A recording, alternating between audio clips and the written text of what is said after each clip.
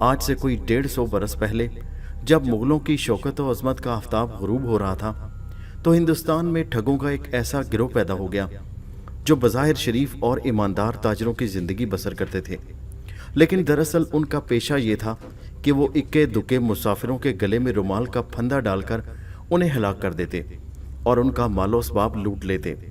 کئی سال تک ان ٹھگوں نے وسطی ہند میں اندھیر مچائے رکھا۔ آخر لارڈ ہیسٹنگر کے زمانے میں حکومت نے ان نابکاروں کا کلا کما کر ڈالا اور اس طرح ان کی ہولناک اور مہلک سرگرمیوں کا ہمیشہ کے لیے خاتمہ ہو گیا۔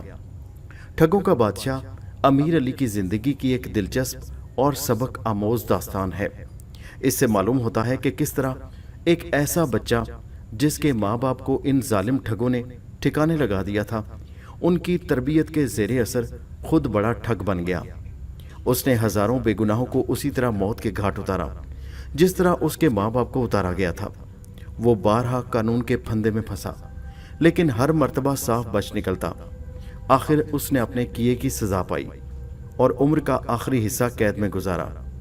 ٹھگوں کے بادشاہ میں امیر علی کے کارنامے ایسے ہیبت ناک ہیں کہ ان کے سننے سے جسم کے رونگٹے کھڑے ہو جاتے ہیں اور دل میں گناہ سے شدید نفرت کا جذبہ پیدا ہو جاتا ہے۔ ٹھگوں کے بادشاہ کی تالیف میں کرنل ٹیلر کی کتاب موسومہ ایک ٹھگ کے اعترافات گناہ سے مدد لی گئی ہے۔ امیر علی کے گھر میں آج بہت چہل پہل تھی۔ اس کا باپ ایک امیر آدمی تھا۔ اس نے کئی نوکر چاکر اور گھوڑے گاڑیاں رکھی ہوئی تھیں۔ اب وہ اپنی بیوی بچوں سمیت اندور جانے کی تیاری کر رہا تھا۔ یہی وجہ تھی کہ آج گھر میں ہر شخص مصروف نظر آتا تھا۔ کوئی بستر باندھ رہا تھا، کوئی صندوق میں ضروری سامان بند کر رہا تھا، سائز گھوڑے کو مالش کر رہے تھے۔ امیر علی آخر بچہ ہی تھا، کب تک اس تیاری میں لگا رہتا۔ آنکھ بچا کر باہر نکل آیا اور بچوں کے ساتھ گلی میں کھیلنا شروع کر دیا۔ ابھی بچے کھیل کود میں لگے ہوئے تھے کہ ایک خوبصورت اور روب والا جوان گھوڑے پر سوار گلی میں سے گزرا۔ بچے کو کھیلتے دیکھ کر نہ جانے اسے کیا خیال آیا کہ گھوڑے کی باغ روک لی اور دلچسپی سے ان کے معصومانہ کھیل دیکھنے لگا۔ امیر علی ماں باپ کی آنکھوں کا تارا ہونے کی وجہ سے ان سب بچوں میں زیادہ نمایاں تھا۔ اس کا خوبصورت بشاش چہرہ، صاف ستھرا اور قیمتی لباس اور کلائی میں سونے کے کنگن صاف بتا رہے تھے کہ وہ امیر اور آسودہ حال ماں باپ کی آنکھوں کا نور اور دل کی ٹھنڈک ہے۔ سوار گھوڑے سے اترا اور امیر علی کے پاس جا کر اسے گود میں اٹھا لیا۔ پیار کی باتیں کی، منہ چوما۔ بچوں سے پیار کیا جائے تو وہ بہت جلد دوست بن جاتے ہیں۔ امیر علی بھی اجنبی سوار کا دوست بن گیا۔ وہ اسے حلوائی کی دکان پر لے گیا، 1 روپے کی مٹھائی لے کر دی، منہ چوما اور کہا جاؤ جا کر کھاؤ، کھیلو کودو اور مزے اڑاؤ۔ امیر علی مٹھائی لے کر بچوں میں واپس آیا تو وہ مٹھائی دیکھ کر اس پر ٹوٹ پڑے اور چھینا جھپٹی شروع ہو گئی۔ امیر علی نے گھبرا کر چیخ ماری۔ اجنبی سوار ابھی دور نہیں گیا تھا، اپنے ننھے دوست کی چیخ سن کر واپس لوٹا۔ اسے بچوں سے چھڑایا اور امیر علی کے گھر کا پتہ پوچھ اس کے ماں باپ کے پاس پہنچا دیا۔ امیر علی کا باپ نوجوان سوار کے نیک سلوک سے بہت خوش ہوا۔ اسے بڑی عزت سے پلنگ پر بٹھایا، خاطر تواضع کی۔ باتوں باتوں میں معلوم ہوا کہ سوار بھی اندور جا رہا ہے۔ وہ ایک امیر آدمی ہے اور 30 اور سوار اس کے ساتھ اس کی حفاظت کے لیے جا رہے ہیں۔ ان دنوں سفر کرنا خواہ مخواہ جان کو خطرے میں ڈالنا تھا۔ ہندوستان میں ڈاکوؤں اور ٹھگوں کا زور تھا۔ مغلوں کی سلطنت آخری دموں پر تھی۔ ملک سے امن و امان رخصت ہو چکا تھا۔ آخری مغل بادشاہ صرف نام کے بادشاہ تھے۔ ملک میں پولیس اور فوج کا کوئی انتظام نہ تھا۔ ڈاکوؤں اور ٹھگوں کی چاندی تھی۔ ٹھگ ڈاکوؤں سے زیادہ خطرناک تھے۔ ان کے بڑے بڑے گروہ سوداگروں یا سپاہیوں کا بھیس بدل کر قافلوں کی صورت میں سفر کیا کرتے۔ جو بدقسمت مسافر ان کے ہتھے چڑھ جاتے، یہ رومال سے گلا گھونٹ کر انہیں دھوکے سے مار ڈالتے اور پھر ایک گڑھے میں دبا دیتے۔ اس مطلب کے لیے گڑھے سے پہلے ہی اسے کھود لیے جاتے۔ ٹھگ کسی خاص فرقے یا مذہب سے تعلق نہیں رکھتے تھے۔ اس ناپاک گروہ میں ہندو، مسلمان، سکھ، عیسائی سبھی مذہبوں کے لوگ شامل تھے۔ یہ ٹھگ بھوانی دیوی کو مانتے تھے، اس کے آگے چڑھاوے چڑھاتے تھے۔ اپنی مہم پر جانے سے پہلے بھوانی دیوی سے شگون مانگتے تھے اور کامیابی کے بعد 1.25 روپے کا گڑ بھوانی کے نام پر سارے گروہ میں تقسیم کیا جاتا تھا۔ بے رحمی، سنگ دلی اور ظلم کے لحاظ سے ٹھگوں سے زیادہ قابل نفرت لوگ دنیا میں پیدا ہوئے ہیں نہ ہوں گے، مگر اس کے باوجود ان کے ہاں بھی شرافت اور اخلاق کے کچھ اصول ضرور تھے۔ مثلاً عورت پر ہاتھ اٹھانا مہا پاپ سمجھا جاتا تھا، ناچ کرنے والی لڑکیوں کا گلا گھونٹنا منع تھا، موچی، چمار، کمہار، جولاہے، تنبولی اور تیلی کو مارنے کی اجازت نہ تھی۔ ٹھگوں کا خیال تھا کہ اگر کوئی شخص ان اصولوں کو توڑتے ہوئے ان لوگوں پر ہاتھ اٹھائے گا، اس پر بھوانی ماتا کا قہر و غضب نازل ہوگا۔ اس طرح ٹھگوں کو اس بات کا بھی پختہ یقین تھا کہ بھوانی دیوی ان کے کام میں برکت دیتی ہے، دشمنوں سے ان کی حفاظت کرتی ہے، اور اگر کوئی ٹھگ دشمن کے ہتھے چڑھ کر مارا جائے تو دیوی اس کا خوفناک انتقام بھی لیتی ہے۔ ان ٹھگوں کی وجہ سے لوگ سفر پر جاتے ہوئے بہت گھبراتے تھے۔ یہی حال امیر علی کے باپ کا تھا۔ وہ اندور جانے کی تیاریاں تو کر رہا تھا، لیکن اس کا دل خوف کے مارے دھڑک رہا تھا۔ اس کی بیوی علیحدہ گھبرا رہی تھی۔ جب انہوں نے سنا کہ ان کا نیا دوست بھی اندور جا رہا ہے اور 30 سوار اس کی حفاظت کے لیے اس کے ساتھ ہیں، تو خوشی کے مارے ان کی باچھیں کھل گئیں۔ نوجوان سوار ان پر بہت زیادہ مہربان تھا۔ اس نے خود ہی یہ تجویز پیش کی کہ اگر امیر علی کے ماں باپ اس کے ساتھ سفر کرنے پر آمادہ ہوں تو وہ ان کی خاطر ایک آدھ دن اور ٹھہر جائے گا۔ اس طرح یہ فائدہ رہے گا کہ انہیں ڈاکوؤں اور ٹھگوں سے ڈرنے کی ضرورت نہیں رہے گی، کیونکہ اس کے 30 سوار ان کی حفاظت کے لیے اپنے خون کا آخری قطرہ تک بہانے کو تیار ہوں گے۔ امیر علی کے باپ نے بڑی خوشی کے ساتھ یہ تجویز منظور کر لی، نوجوان کا شکریہ ادا کیا اور بڑی عزت سے اسے رخصت کیا۔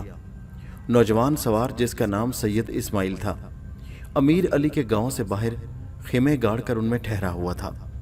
واپس جا کر اس نے اپنے ساتھیوں سے کہا کہ آج کوچ ملتوی رہے گا، ہم پرسوں یہاں سے چلیں گے، کیونکہ ایک امیر آدمی یہاں سے اندور جا رہا ہے، وہ بھی ہمارے ساتھ سفر کرنا چاہتا ہے۔ اسماعیل کے ساتھی یہ سن کر بہت خوش ہوئے اور اسے مبارکباد دینے لگے۔ امیر علی اور اس کے ماں باپ اپنے وعدے کے مطابق اس قافلے سے آ ملے اور سفر شروع ہوا۔ سید اسماعیل بہت جلد امیر علی کے ماں باپ کا گہرا دوست بن گیا۔ امیر علی کی ماں ایک پالکی میں بیٹھی، اس کا باپ ایک گھوڑے پر سوار تھا، ان کے ساتھ 3-4 نوکر بھی تھے۔ سید اسماعیل نے امیر علی کو آگے کی طرف اپنے گھوڑے پر بٹھا رکھا تھا۔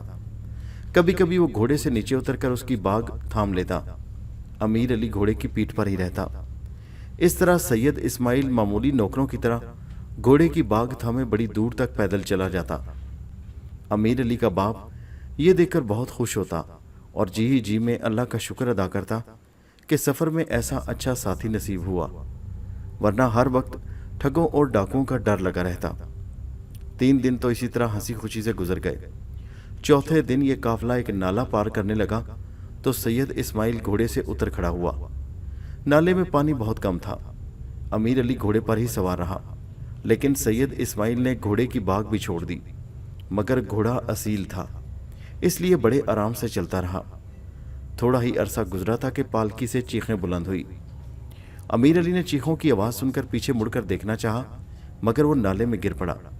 نالے میں پانی نہ ہونے کے برابر تھا۔ جلدی سے اٹھا تو کیا دیکھتا ہے کہ کچھ لوگ اس کے ماں باپ اور ان کے نوکروں کی لاشوں کو گھسیٹ رہے ہیں۔ یہ وہی سوار تھے جو اس سے پہلے ان کی حفاظت کے دعوے دار تھے۔ امیر علی تو تھا بچہ ہی، لیکن بہت ذہین تھا۔ سمجھ گیا کہ دشمنوں کے نرغے میں پھنس کر ماں باپ نے جان دے دی، میں بھی اب کوئی دم کا مہمان ہوں۔ مگر 5-6 سال کی ننھی جان سے صبر کہاں ممکن تھا۔ رونا پیٹنا اور چیخنا چلانا شروع کر دیا۔ اس کے رونے کی آواز سن کر ایک شخص بھاگا ہوا اس کی طرف آیا اور کہنے لگا، اوہ، ہمیں اس شیطان کا تو خیال ہی نہیں رہا، اب اس کا بھی قصہ پاک کیے دیتا ہوں۔ یہ کہہ کر رومال امیر علی کے گلے میں ڈال کر اس کا گلا گھونٹنا ہی چاہتا تھا کہ سید اسماعیل دور سے للکارا، خبردار، اس بچے کو ہاتھ نہ لگائیو، خبردار، اسے کوئی تکلیف نہ پہنچے۔ امیر علی کا گلا گھونٹنے والے نے اپنا ہاتھ روک لیا۔ سید اسماعیل نے آ کر امیر علی کو گود میں اٹھا لیا۔ اس پر دونوں آدمیوں میں خوب جھڑپ ہوئی۔ دوسرا شخص سید اسماعیل کو بزدلی کے تانے دیتا اور کہتا تھا کہ تم بھی عورتوں کی طرح اس شیطان کی چیخیں سن کر ڈر گئے اور اب اسے زندہ رکھنا چاہتے ہو۔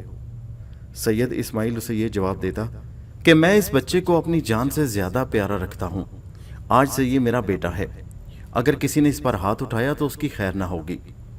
ادھر امیر علی کا برا حال تھا، وہ زندہ بچ تو گیا، لیکن اس کے گلے میں ابھی تک بڑا سخت درد ہو رہا تھا اور وہ اس درد کی وجہ سے کراہ رہا تھا۔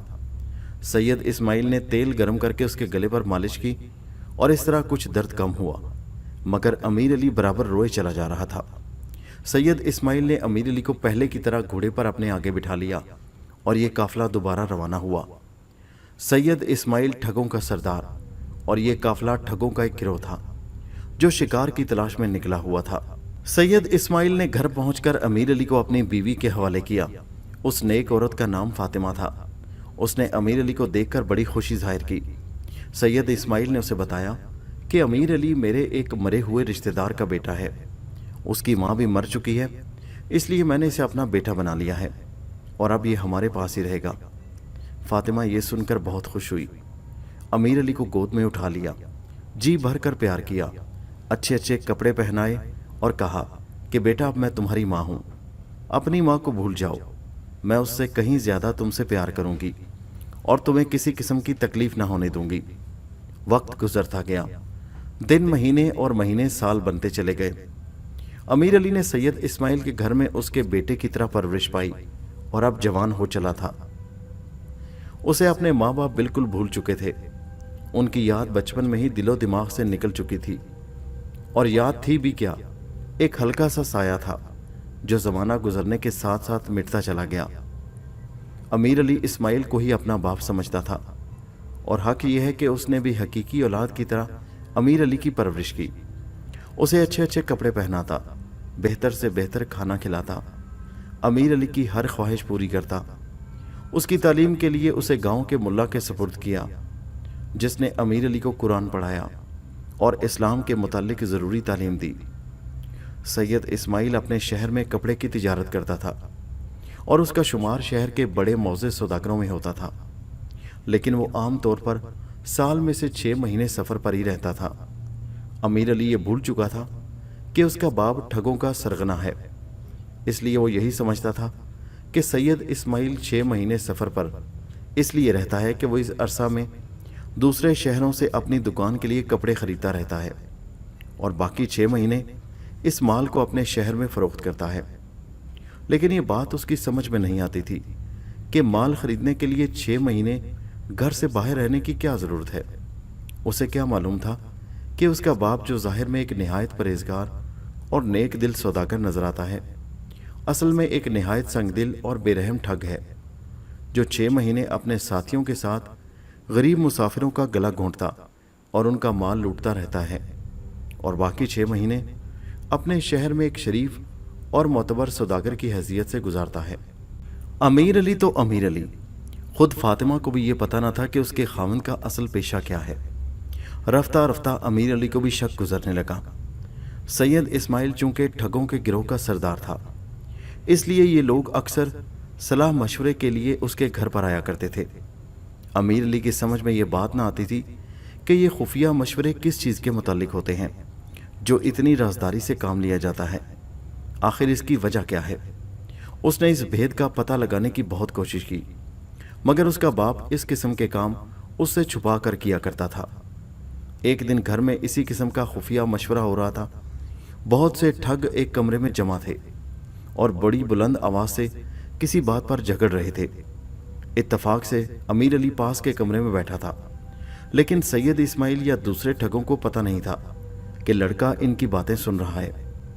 अमीर अली ने सुना कि एक शख्स सैयद इस्माइल से कह रहा है, सरदार, अमीर अली तो अब जवान हो गया है, तुमने उसके मुतालिक भी कुछ सोचा है या नहीं। सैयद इस्माइल बोला, मैं खुद इसी फिक्र में हूँ। मेरा लड़का बहुत खूबसूरत जवान है, अब उसे भी काम पर लगाना चाहिए।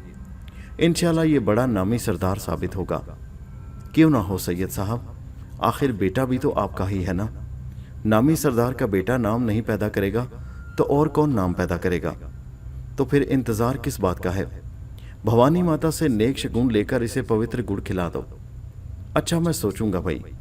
वाह सरदार, इसमें सोचने की अब बात ही क्या रह गई है। लड़का गबरू जवान है, जब तक तुम सोचते रहोगे उस वक्त तक तो ये कई शिकार मार लेगा। इन बातों में वक्त ज़ाया करो। 1-2 दिन तक भवानी से शगुन लेकर अमीर अली को पवित्र गुड़ खिला दो, ताकि इस मुहिम पर भी उसे अपने साथ ही ले चलें। अच्छा गणेशे, अगर तुम्हारी यही राय है तो मैं कल ही अमीर अली से बात करूंगा। और फिर भवानी माता से शगुन लेकर उसे गिरोह में शामिल कर लिया जाएगा। अमीर अली ये बातें सुनकर हैरान सा रह गया। ये कौन लोग हैं? मुसलमान होकर बार बार भवानी माता का नाम क्यों लेते हैं? और मेरा बाप तो बड़ा दीनदार सैयद है, वो पवित्र गुड़ का बार बार जिक्र क्यों करता है? ये लोग मुझे किस मुहिम में अपने साथ ले जाना चाहते हैं और गिरोह से इनकी मुराद क्या है? ये और इस किस्म के दूसरे सवाल अमीर अली को बहुत परेशान करते रहे। वो अपने उस्ताद मुल्ला जी के पास भी गया, मगर वो उसकी तशफी न कर सके। उन्होंने उसे कुरान पाक पढ़ने की हिदायत की। घर वापस आकर अमीर अली ने कुरान पढ़ा, मगर उसके दिल को इत्मीनान ना हासिल हुआ। रात को जब वो बिस्तर पर लेटा तो यही सवालात उसे सता रहे थे। इसी इज़्तिराब में उसे रात भर नींद न आई और वो इधर उधर करवटें बदलता रहा। सुबह हुई तो अमीर अली के चेहरे से अभी तक परेशानी के आसार साफ नजर आ रहे थे। थोड़े अरसे बाद सैयद इस्माइल उसके पास आया और उसे अपनी छाती से लगा लिया, सर और माथा चूमा और कहने लगा, बेटा अब तुम जवान हो चुके हो, इसलिए मैं नहीं चाहता कि तुमसे कोई बात छुपा कर रखी जाए। हम चाहते हैं कि अब तुम्हें बाकायदा अपने गिरोह में शामिल कर लिया जाए। अमीर अली पहले ही शौक की तस्वीर बना बैठा था।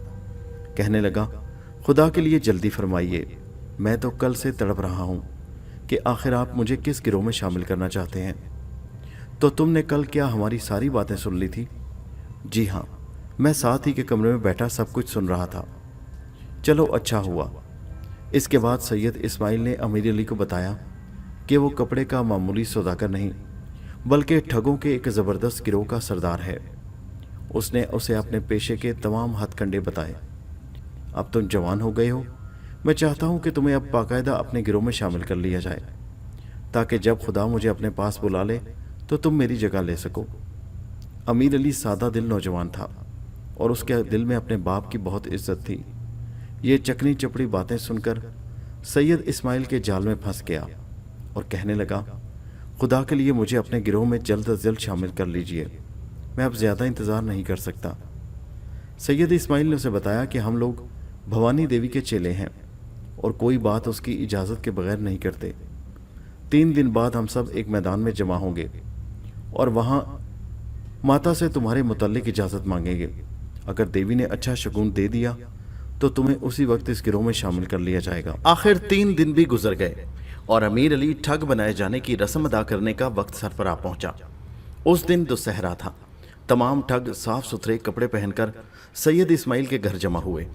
एक कमरे सफ़ेद चांदनी पर सबको बिठाया गया। उसके बाद सैयद इस्माइल अमीर अली को लिए हुए कमरे में दाखिल हुआ और कहने लगा, मैं अमीर अली को पेश करता हूँ, क्या तुम लोग इसे बतौर एक ठग और भाई के अपने गिरोह में शामिल करने को तैयार हो? सब ने बावाज़े बुलंद जवाब दिया, हम तैयार हैं। उसके बाद सब लोग एक खुले मैदान में जमा हो गए। अमीर अली के बाप ने अपने हाथ और आंखें आसमान की तरफ उठाकर कहा, ऐ भवानी धरती माता, हम तेरे चेले हैं, अपने इस खादिम को कबूल कर और हमें ऐसा शगुन दे जिससे हमें यह मालूम हो सके कि तूने ऐसे अपनी गुलामी में लेना मंजूर कर लिया। इसके बाद सब लोग खामोश होकर शगुन का इंतज़ार करने लगे। काफ़ी अरसा तक खामोशी तारी रही। थोड़े अरसा बाद करीब के एक दरख्त से उल्लू बोला। इस पर सब ठग जोर से पुकारे, जय भवानी माता की। अमीर अली को मुबारकबादें मिलने लगी। देवी ने उसे अपनी गुलामी में लेना मंजूर कर लिया था। उसके बाद सब लोग वापस उसी कमरे में जमा हुए। ठगी का निशान और ठगों का हथियार यानी सफ़ेद रुमाल अमीर अली की दाहिनी कलाई पर बांधा गया और उसने दायां हाथ ऊपर उठाकर कसम खाई कि वो सारी उम्र अपने गिरोह का वफादार रहेगा। उसके बाद उसने कुरान हाथ में लेकर दोबारा उसी हलफ को दोहराया। जब ये रस्म अदा हो चुकी तो पवित्र गुड़ मंगाया गया और सब में तकसीम किया गया। ठगों का अकीदा था कि जिसने एक मर्तबा ये पवित्र गुड़ खा लिया वो सारी उम्र भवानी माता की गुलामी से सरताबी की जुर्रत नहीं कर सकता। जब ये रस्म ख़त्म हो गई तो सैयद इस्माइल को सब लोग मुबारकबाद देने लगे। अमीर अली को एक गुर्ग 12 दीदाए बुढ़े खरांट ठग के सपुर्द कर दिया गया कि वो उसे अपने काम में ताक कर दे। अमीर अली बहुत जल्द ठगी के सारे ढंग और हुनर सीख गया और अब उसके दिल में हर वक्त ये ख्वाहिश चुटकियाँ लेने लगी कि जल्द अज जल्द किसी मुहिम पर रवाना हो और अपने कारनामे दिखाकर बाप की खुशनुदी हासिल करे। उधर बाप भी चाहता था कि बेटे को जुबानी तालीम तो मिल गई, अब इसे अमली तरबियत भी देनी चाहिए। थोड़ा अरसा बाद ही मुहिम रवाना हुई। अमीर अली का बाप उसका सरदार था और उसके मातहत 300 ठग थे, लेकिन सफ़र पर रवाना होने से पहले शगुन लेना ज़रूरी था। इसलिए सब लोग मैदान में जमा हुए पीतल के एक बर्तन से, जिसमें लबालब पानी भरा हुआ था, एक डोरी बांधी गई। अमीर अली के बाप ने उस डोरी को दांतों में दबा लिया और आगे बढ़ा। फिर जनूब की तरफ मुंह किया और आगे बढ़कर अपना बायां हाथ सीने पर रखा। अदब से आंखें आसमान की तरफ उठाईं और बुलंद आवाज से पुकार कर कहा, धरती माता, हमारी सरपरस्त और बचाने वाली, अगर तू इस मुहिम को पसंद करती है तो हमारी मदद कर और अपनी मंजूरी का शगुन दे।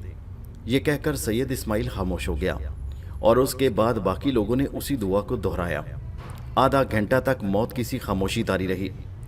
ठगों का अकीदा था कि अगर ये बर्तन सैयद इस्माइल के मुंह से गिर पड़ा तो उसी मुहिम के दौरान में उसकी मौत वाक़या हो जाएगी, क्योंकि बर्तन का गिरना भवानी को नाराज़गी जाहिर करता था। इसके बाद अगर वो बड़ी ढील दे तब भी सरदार ज़्यादा अरसा जिंदा नहीं रह सकता और 1 साल के अंदर अंदर मर जाएगा। आधा घंटा के बाद दूर से एक गधे की रेंगने की आवाज़ आई।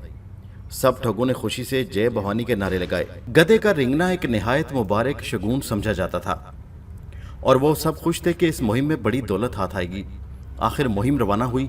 सफ़र बड़ा लंबा था, कई दिन यूं ही गुजर गए और कोई शिकार न मिला। आखिर ये लोग गणेशपुर पहुंच गए। शहर से बाहर पड़ाव डाल दिया गया और कुछ ठगों को शहर में भेज दिया गया। उनका काम मुसाफिरों को वरगलाना और शिकार फांसना था। ये लोग सारा दिन गायब रहे। शाम को वापस आकर उनमें से एक ठग ने, जिसका नाम गोपाल था, सैयद इस्माइल को ये खुशखबरी दी कि एक बड़ा मोटा शिकार फंसने वाला है और उम्मीद है कि उससे बड़ी दौलत हाथ आएगी। सरदार ने उसे सारा हाल खोलकर सुनाने को कहा तो गोपाल ने बताया कि वो शिकार की तलाश में फिरते फिराते उसने एक मोटे ताजे साहूकार और थोक के एक दुकानदार को झगड़ते देखा। दुकानदार साहूकार के साथ बड़ी सख्ती से पेश आ रहा था और उसे बड़ी गालियां दे रहा था। मैं आगे बढ़ा तो साहूकार ने मुझे कहा कि देखिए, एक तो इस शख्स ने लेन देन में बेईमानी की है और दूसरे अब ये उल्टा मुझे गालियां दे रहा है। आप इसकी बददयानती और बदजुबानी के गवाह रहिएगा। मैं इसे काजी के सामने ले जाऊंगा। मैंने साहूकार का हिमायती बनकर दुकानदार को खूब डांटा और डांट टपट से मामला तय करवा दिया। साहूकार मुझसे बड़ा खुश हुआ और कहने लगा, आपका बड़ा धन्यवाद हो, आपने मेरी इज्जत और रुपया बचा लिया। इसके बाद वो मेरा हाल पूछने लगा कि मैं कौन हूँ, कहाँ से आया हूँ और क्या करता हूँ। मैंने उसे बताया कि हम मुसाफिर हैं और शहर के बाहर ठहरे हुए हैं। हम लोग इकट्ठे सफ़र करते हैं क्योंकि आजकल ठगों का बहुत खतरा है। वो कहने लगा, खूब, मैं खुद इस शहर में मुसाफिर हूँ, तभी तो मेरी बेइज्जती हो रही है। मैं एक राजा का मुलाजिम हूँ और अब उसके पास नागपुर जा रहा हूँ। मैंने कहा, नागपुर? अच्छा, तो आप भी नागपुर जा रहे हैं? अरे भाई, परमात्मा ने खूब मिलाया। हम खुद नागपुर के रास्ते दक्कन जा रहे थे। तब तो ये सफ़र बड़े मज़े में कटेगा। आप भी हमारे साथ ही चलिए। दोस्तों की सोहबत में सफ़र का दुख भूल जाएगा। सैयद इस्माइल ये सुनकर बहुत खुश हुआ और कहने लगा, शाबाश गोपाल, लेकिन जल्दी सुनाओ कि वो हमारे जाल में कब फंसेगा। गोपाल बोला, सरदार सुनिए तो, मैं कोई यूं ही छोड़ देने वाला थोड़ा हूँ। आखिर तुम्हारा शागिर्द हूँ। मैंने उसे ठगों के जुल्म के बहुत से किस्से सुनाए और खूब डराया। मैंने उसे यहाँ तक डराया है कि वो अब शहर में भी नहीं रहना चाहता, बल्कि कल शाम को ही हमारे पास आ जाएगा। मैंने उसे यकीन दिलाया है कि हमारी जमीयत बहुत मजबूत है और ठग या डाकू हमें नुकसान नहीं पहुंचा सकते, और अगर वो इस किस्म का बुरा इरादा जाहिर भी करेंगे तो हम ताकतवर हैं कि उन्हें मुंह की खानी पड़ेगी। अब आप तसल्ली रखें, वो कल खुद ब खुद आकर हमारे जाल में फंस जाएगा। सब ठग ये सुनकर बहुत खुश हुए और बड़ी बेताबी से साहूकार की आमद का इंतजार करने लगे। गोपाल के कहने के मुताबिक दूसरे दिन शाम को वो अपने नौकरों समेत ठगों के खेमों में आ गया। गोपाल ने अमीर अली के बाप से उसका तारुफ करवाया। उसके साथ 7 नौकर भी थे। साहूकार की शक्लो सूरत और वज़ाकता से मालूम होता था कि वो मुअज़्ज़ज़ आदमी है और किसी बड़े ख़ानदान से ताल्लुक़ रखता है। सैयद इस्माइल ने उसकी बड़ी आवभगत की। साहूकार बार बार गोपाल और सैयद इस्माइल का शुक्रिया अदा करता रहा कि उन्होंने उसे अपनी हिफाजत में ले लिया है। उस गरीब को क्या मालूम था कि वो खुद चलकर मौत के मुंह में आ फंसा है। उन लोगों के आने से पहले ही उनकी मौत का फैसला हो चुका था। एक बड़ा सा गड्ढा पहले से खोद लिया गया था ताकि उनका गला घोंटने के बाद उनकी लाशें उसमें दबाई जा सकें। जब थोड़ी सी रात गुजर गई तो सब लोग सैयद इस्माइल के खेमा में जमा हो गए और एक दूसरे से किस्से कहानियां कहने लगे। ये बात पहले से तय हो चुकी थी कि साहूकार का किस्सा आज ही रात ख़त्म कर दिया जाएगा और सुबह सवेरे यहाँ से काफिला कूच कर जाएगा। अमीर अली ने इससे पहले ठगों को यह हौलनाक कारनामा सर अंजाम देते हुए नहीं देखा था, इसलिए जूं जूं वक्त करीब आता जा रहा था उसकी परेशानी और इज़्तिराब बढ़ता जा रहा था। उसे पता था कि ये बदकिस्मत साहूकार और इसके साथ नौकर आज बैक वक्त मौत के घाट उतारे जाएंगे। वो देख रहा था कि साहूकार आने वाले खतरे से बेखबर निहायत खुश बैठा था। उसके मक्कार बाप की बातें सुन रहा है और बार बार उसका शुक्रिया अदा करता है कि उसने उसे ठगों और डाकुओं से बचा लिया। अमीर अली देख रहा था कि एक एक नौकर के पीछे 3-3 ठग बैठे उसके बाप के इशारे का इंतजार कर रहे थे। जो ही उसने इशारा किया, सफ़ेद लेकिन खूनी रुमाल हरकत में आएंगे और एक ही झटके में जिंदों को मुर्दों की सफ में शामिल कर देंगे। साहूकार की मौत खुद सैयद इस्माइल के हाथों होगी। वो देख रहा था कि बुढ़ा सरदार अपने खौफनाक हथियार से खेल रहा है। उसकी आंखों में कातिलाना चमक है, लेकिन मोटा साहूकार बेखबर बैठा हुक्का पी रहा है। अमीर अली इस नज़ारे की ताब ना ला सका। उसकी आंखें ज़्यादा देर तक ये नज़ारा बर्दाश्त नहीं कर सकती थी। वो उठा और उठकर खैमे से बाहर चला गया। उसका बाप भाम गया कि नौजवान बेटे का दिल अभी तक कमज़ोर है। मौत को साहूकार की आंखों के सामने नाचते देखकर घबरा उठा है। वो भी बेटे के बाद उठा और उसे खेमे से बाहर जा लिया। कहने लगा, अमीर अली, ये क्या बेहूदगी है? तुम सैयद इस्माइल के बेटे हो, पहली आजमाइश में ही घबरा गए। मेरे साथियों में मुझे जलील कराना चाहते हो? बुज़दिल ना बनो और फौरन अंदर चले आओ। अमीर अली बोला, मैं खुद शर्मिंदा हूँ कि मैंने वो हौसला नहीं दिखाया जो मुझे दिखाना चाहिए था, लेकिन आप इत्मीनान रखिए, मैं चंद मिनट के बाद अंदर आ जाऊंगा और फिर किसी किस्म की घबराहट का इजहार नहीं करूंगा। उसका बाप ये सुनकर वापस चला गया और साहूकार से बातों में मसरूफ़ हो गया। अमीर अली कुछ देर इधर उधर टहलता रहा और फिर दिल को मजबूत करके खेमे के अंदर आ गया और ऐन साहूकार के सामने अपने बाप के पास जा बैठा। 15-20 मिनट बाद सैयद इस्माइल ने ज़ोर से कहा, पान लाओ। ये मौत का इशारा था। उसके ये कहने की देर थी कि 8 सफ़ेद रुमाल हरकत में आए और 1 मिनट के बाद 8 लाशें ज़मीन पर तड़प रही थीं। साहूकार का काम खुद सैयद इस्माइल ने तमाम किया था। इसके बाद लाशों को घसीटकर बाहर लाया गया और एक एक करके उसी गड्ढे में जो पहले से इस मतलब के लिए खोदा गया था डाल दिया गया। गड्ढे को मिट्टी से भर चुकने के बाद सब लोग वापस खेमे में आए और ₹1.25 रुपये का पवित्र गुड़ तकसीम किया गया।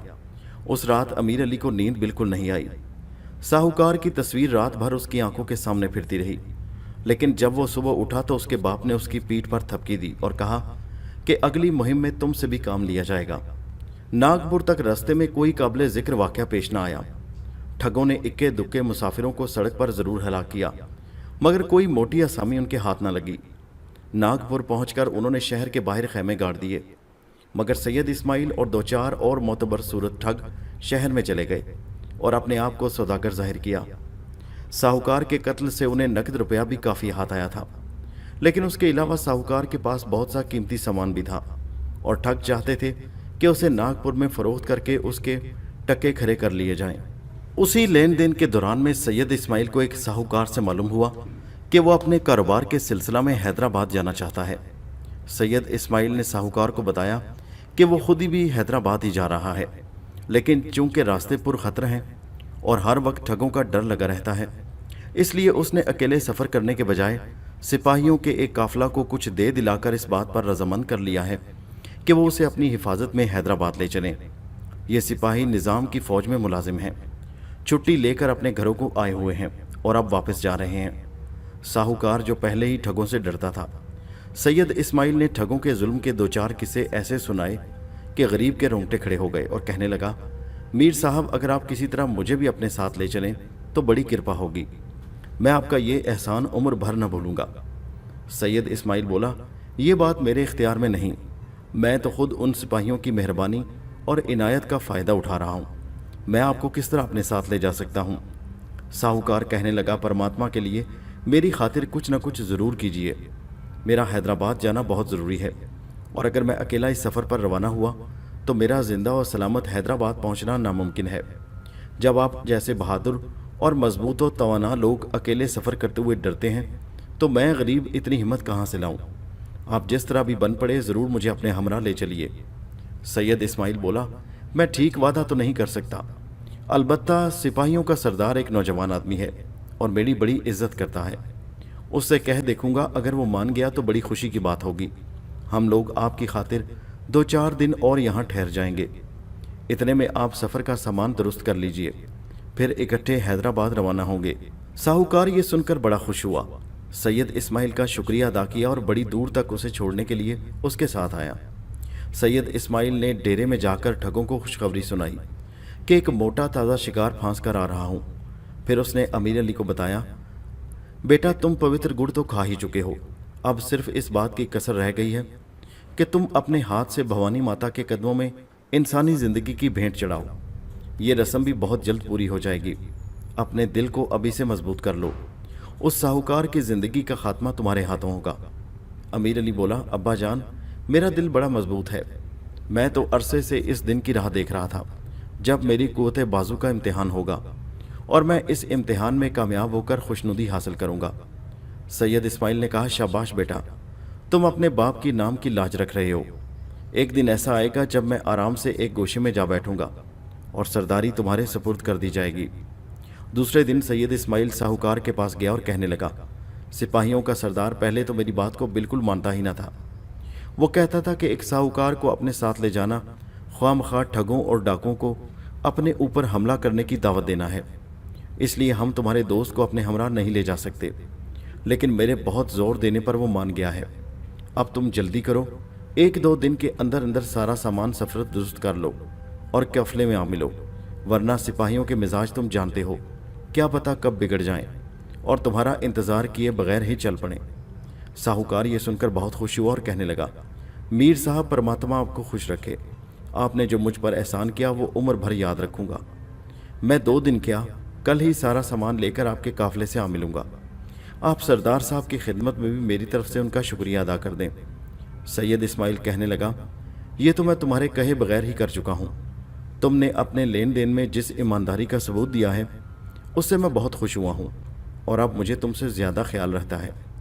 ڈیرے میں واپس آ کر سید اسماعیل نے بتایا کہ ساہوکار کل ہمارے پاس آ رہا ہے، اس لیے آج ہی بھوانی ماتا سے شگون لے لینا چاہیے کہ آیا وہ اس قربانی کو قبول کرتی ہیں یا نہیں۔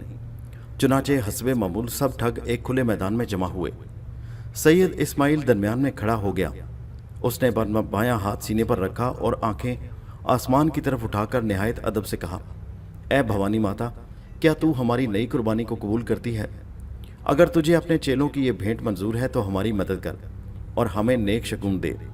کچھ عرصہ تک خاموشی طاری رہی، پھر دور سے گدھے کے رینگنے کی آواز آئی۔ سب ٹھگوں نے مل کر بڑے زور سے جے بھوانی کا نعرہ لگایا۔ ان کی قربانی منظور کر لی گئی تھی اور وہ بہت خوش تھے۔ ساہوکار اپنے وعدے کے مطابق دوسرے دن دوپہر کو ہی ڈیرے میں آ پہنچا اور شام کو قافلہ روانہ ہوا۔ یہ بات پہلے سے طے ہو چکی تھی کہ ساہوکار کی زندگی کا خاتمہ امیر علی کے ہاتھوں ہوگا، لیکن ابھی اس کا فیصلہ نہ ہوا تھا کہ یہ کام کب اور کس جگہ انجام دیا جائے گا۔ سید اسماعیل کسی اچھے موقع اور جگہ کا انتظار کر رہا تھا، لیکن امیر علی کو وہ ہر روز اپنے پاس بلا کر پوچھ لیتا تھا کہ اس کا دل مضبوط ہے یا نہیں۔ امیر علی اس پر جھنجھلا اٹھتا اور کہتا، آپ میرے صبر کا زیادہ امتحان کیوں لے رہے ہیں؟ آج ہی مجھے حکم دیجیے اور پھر دیکھیے کہ میں کس چابک دستی سے اس ناپاک ساہوکار کو ٹھکانے لگاتا ہوں۔ مگر اس کا باپ کہتا، بیٹا ابھی وہ مبارک دن نہیں آیا جب تم اپنے ہاتھ سے بھوانی دیوی کے قدموں میں انسانی زندگی کی پہلی بھینٹ چڑھاؤ گے۔ ابھی 2-4 دن اور انتظار کرو، اس کے بعد ہم لوگ تمہارا کمال دیکھیں گے اور اس کی داد دیں گے۔ آخر وہ دن بھی آ پہنچا۔ امیر علی کو اطلاع دے دی گئی کہ آج رات کو تمہیں ساہوکار کا کام تمام کرنا ہوگا۔ اس کے ساتھ 4 نوکر بھی تھے۔ ان کی جان لینے کے لیے دوسرے 4 ٹھگ مقرر کر دیے گئے۔ ایک بڑا سا گڑھا پہلے سے کھود لیا گیا، غرض یہ کہ ساہوکار کی جان لینے کی تمام تیاریاں مکمل کر لی گئی تھیں۔ رات ہوئی تو سب لوگ سید اسماعیل کے خیمے میں جا پہنچے۔ بہانہ یہ کیا گیا کہ سید اسماعیل کے کچھ نوکر آج ناچ اور گانے سے قافلے کا دل بہلائیں گے تاکہ سفر کی تکلیف کا تھوڑا خیال عرصے کے لیے دل سے دور ہو جائے۔ سید اسماعیل نے امیر علی کو سپاہیوں کا سردار ظاہر کیا، اس لیے اسے ایک نمایاں جگہ پر بٹھایا گیا۔ ساہوکار کے متعلق سید اسماعیل نے کہا کہ یہ میرے بڑے عزیز اور معزز دوست ہیں، اس لیے اسے بھی امیر علی کے پاس ہی جگہ دے دی گئی، لیکن یہ جگہ امیر علی کی نشست سے ذرا نیچے تھی۔ خود اسماعیل امیر علی کے بالکل پاس آ کر بیٹھ گیا۔ سید اسماعیل کے نوکروں نے ناچنا شروع کیا۔ ساہوکار بڑا خوش تھا کہ اس کی اتنی عزت افزائی کی گئی और सिपाहियों के सरदार के पास जगह दे दी गई। इधर बाप बेटों में कुछ और ही मंसूबे हो रहे थे। अमीर अली बाप के इशारे का इंतजार कर रहा था कि कब हुक्म मिले और मैं अपने पहले शिकार को मौत की नींद सुनाऊं। चारों नौकरों के पीछे एक एक ठग रुमाल लिए बैठा था कि इशारा होते ही उनका गला घोंट दिया जाए। नाच जारी था और साहूकार उसे दिलचस्पी से देख रहा था कि वो सैयद इस्माइल और अमीर अली की कानाफूसी भी ना सुन सका। सैयद इस्माइल ने अमीर अली से पूछा, तुम्हारा दिल और हाथ तो मजबूत हैं? अमीर अली बोला, दोनों मजबूत हैं, हुक्म दीजिए, खुद ब खुद इम्तिहान हो जाएगा। सैयद इस्माइल बहुत खुश हुआ, लेकिन अभी उसने हुक्म नहीं दिया। वो चाहता था कि अमीर अली की बेताबी बढ़ती जाए। जब उसने देखा कि अमीर अली बेसब्रा हुआ जा रहा है तो उसने ज़ोर से पुकारा, तंबाकू लाओ। ये मौत का इशारा था। हुक्म मिलने की देर थी कि अमीर अली ने अपना फंदा अपने नीचे और आगे बैठे हुए बेखबर साहूकार के गले में डाल दिया। 1 मिनट तक खर की आवाज़ आती रही, लेकिन दूसरे मिनट में साहूकार की बेहिस्सो हरकत लाश ज़मीन पर पड़ी हुई थी। चारों नौकर भी उसी तरह मारे जा चुके थे। 5 लाशें गड्ढे में दबा दी गईं और ठग अमीर अली और उसके बाप को उसके पहले कारनामे पर मुबारकबादें देने लगे। उसका बाप आज बहुत खुश था कि बेटे ने कामयाबी से पहला शिकार मार लिया। अमीर अली की खुशी का भी कोई ठिकाना नहीं था। वो आज जामे में फूला नहीं समाता था। उसके बाद काफिला आगे बढ़ा। उसी सफ़र के दौरान में अजीमा नामी एक खूबसूरत लड़की ठगों के हत्थे चढ़ गई। अमीर अली उसे देखकर दिल दे बैठा। सैयद इस्माइल ने भी उस रिश्ता की कुछ ज़्यादा मुखालफत ना की, इसलिए अमीर अली और अजीमा ने आपस में शादी कर ली और उसकी पालकी भी ठगों के काफिले के साथ ही रवाना हुई। लेकिन सैयद इस्माइल का हुक्म था कि दुल्हन को किसी भी तरह ये मालूम ना हो सके कि हम लोग ठग हैं। उसे यही यकीन दिलाए रखो कि हम सौदागर हैं। चुनाचे उस बेचारी को तो पता ही न चल सका कि उसका खामद कौन है और उसका असल पेशा क्या है। जब यह काफिला फैज़पुर के शहर के करीब पहुंचा तो उन्होंने सुस्ताने के लिए शहर से कुछ दूर डेरे डाल लिए। अमीर अली और 2-4 दूसरे ठगों को शहर में भेजा कि कोई मौजूद शिकार मिले तो फांस लाएं। अमीर अली इधर उधर फिर रहा था कि उसे एक बूढ़ा मुंशी मिल गया। उसने अमीर अली के लिबास से पहचान लिया कि मुसाफिर और इस शहर में नौवारिद है। पूछने लगा, कहाँ से आना हुआ और किस तरफ के इरादे हैं? अमीर अली बोला, मेरा बाप घोड़ों का सौदागर है। हम लोग नागपुर की तरफ से आए थे और अब वापस जा रहे हैं। मुंशी कहने लगा, कितने आदमी हैं आपके काफिला में? यही कोई 150 के करीब होंगे। बात यह है कि सफ़र ख़तरनाक है और ठगों का हर वक्त डर लगा रहता है, इसलिए हम मुसाफिर लोग इकट्ठे मिलकर सफ़र करते हैं ताकि अगर कोई मुसीबत आ जाए तो मिलकर उसका मुकाबला किया जा सके। मुंशी ठगों का नाम सुनकर कहने लगा, हाँ, इन ठगों ने आजकल बड़ा उधम मचा रखा है। तुम तो गरीब और पुरअमन सौदागर हो।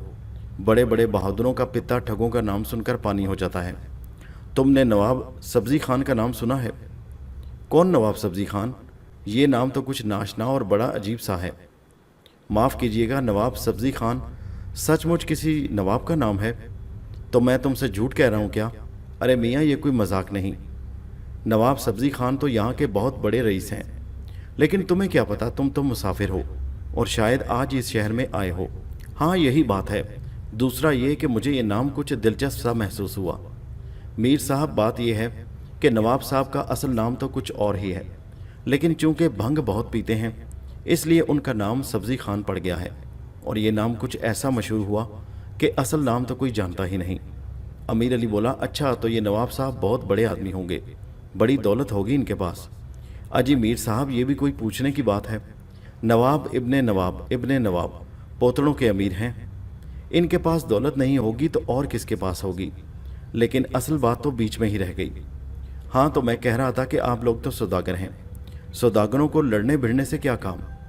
ये नवाब सब्ज़ी खान बड़े बहादुर और मशहूर जंगजू हैं, कई मार चुके हैं, लेकिन ठगों से तो ये भी डरते हैं और घर से बाहर कदम नहीं निकालते। अमीर अली कहने लगा, लेकिन इन्हें ठगों से डरने की क्या ज़रूरत? ठग उन्हें क्या नुकसान पहुंचा सकते हैं? वो तो सिर्फ गरीब मुसाफिरों को ही लूटना जानते हैं। नवाब सब्ज़ी खान का डर मुझे तो कुछ बेजा ही मालूम होता है। बूढ़ा मुंशी कहने लगा, मीर साहब, आप मेरी बात नहीं समझे। नवाब सब्ज़ी खान भोपाल जाना चाहते हैं, वहाँ उनके रिश्तेदार नवाब हैं, उन्होंने बुलाया है, मगर ठगों के डर से सफ़र पर रवाना नहीं हो सकते।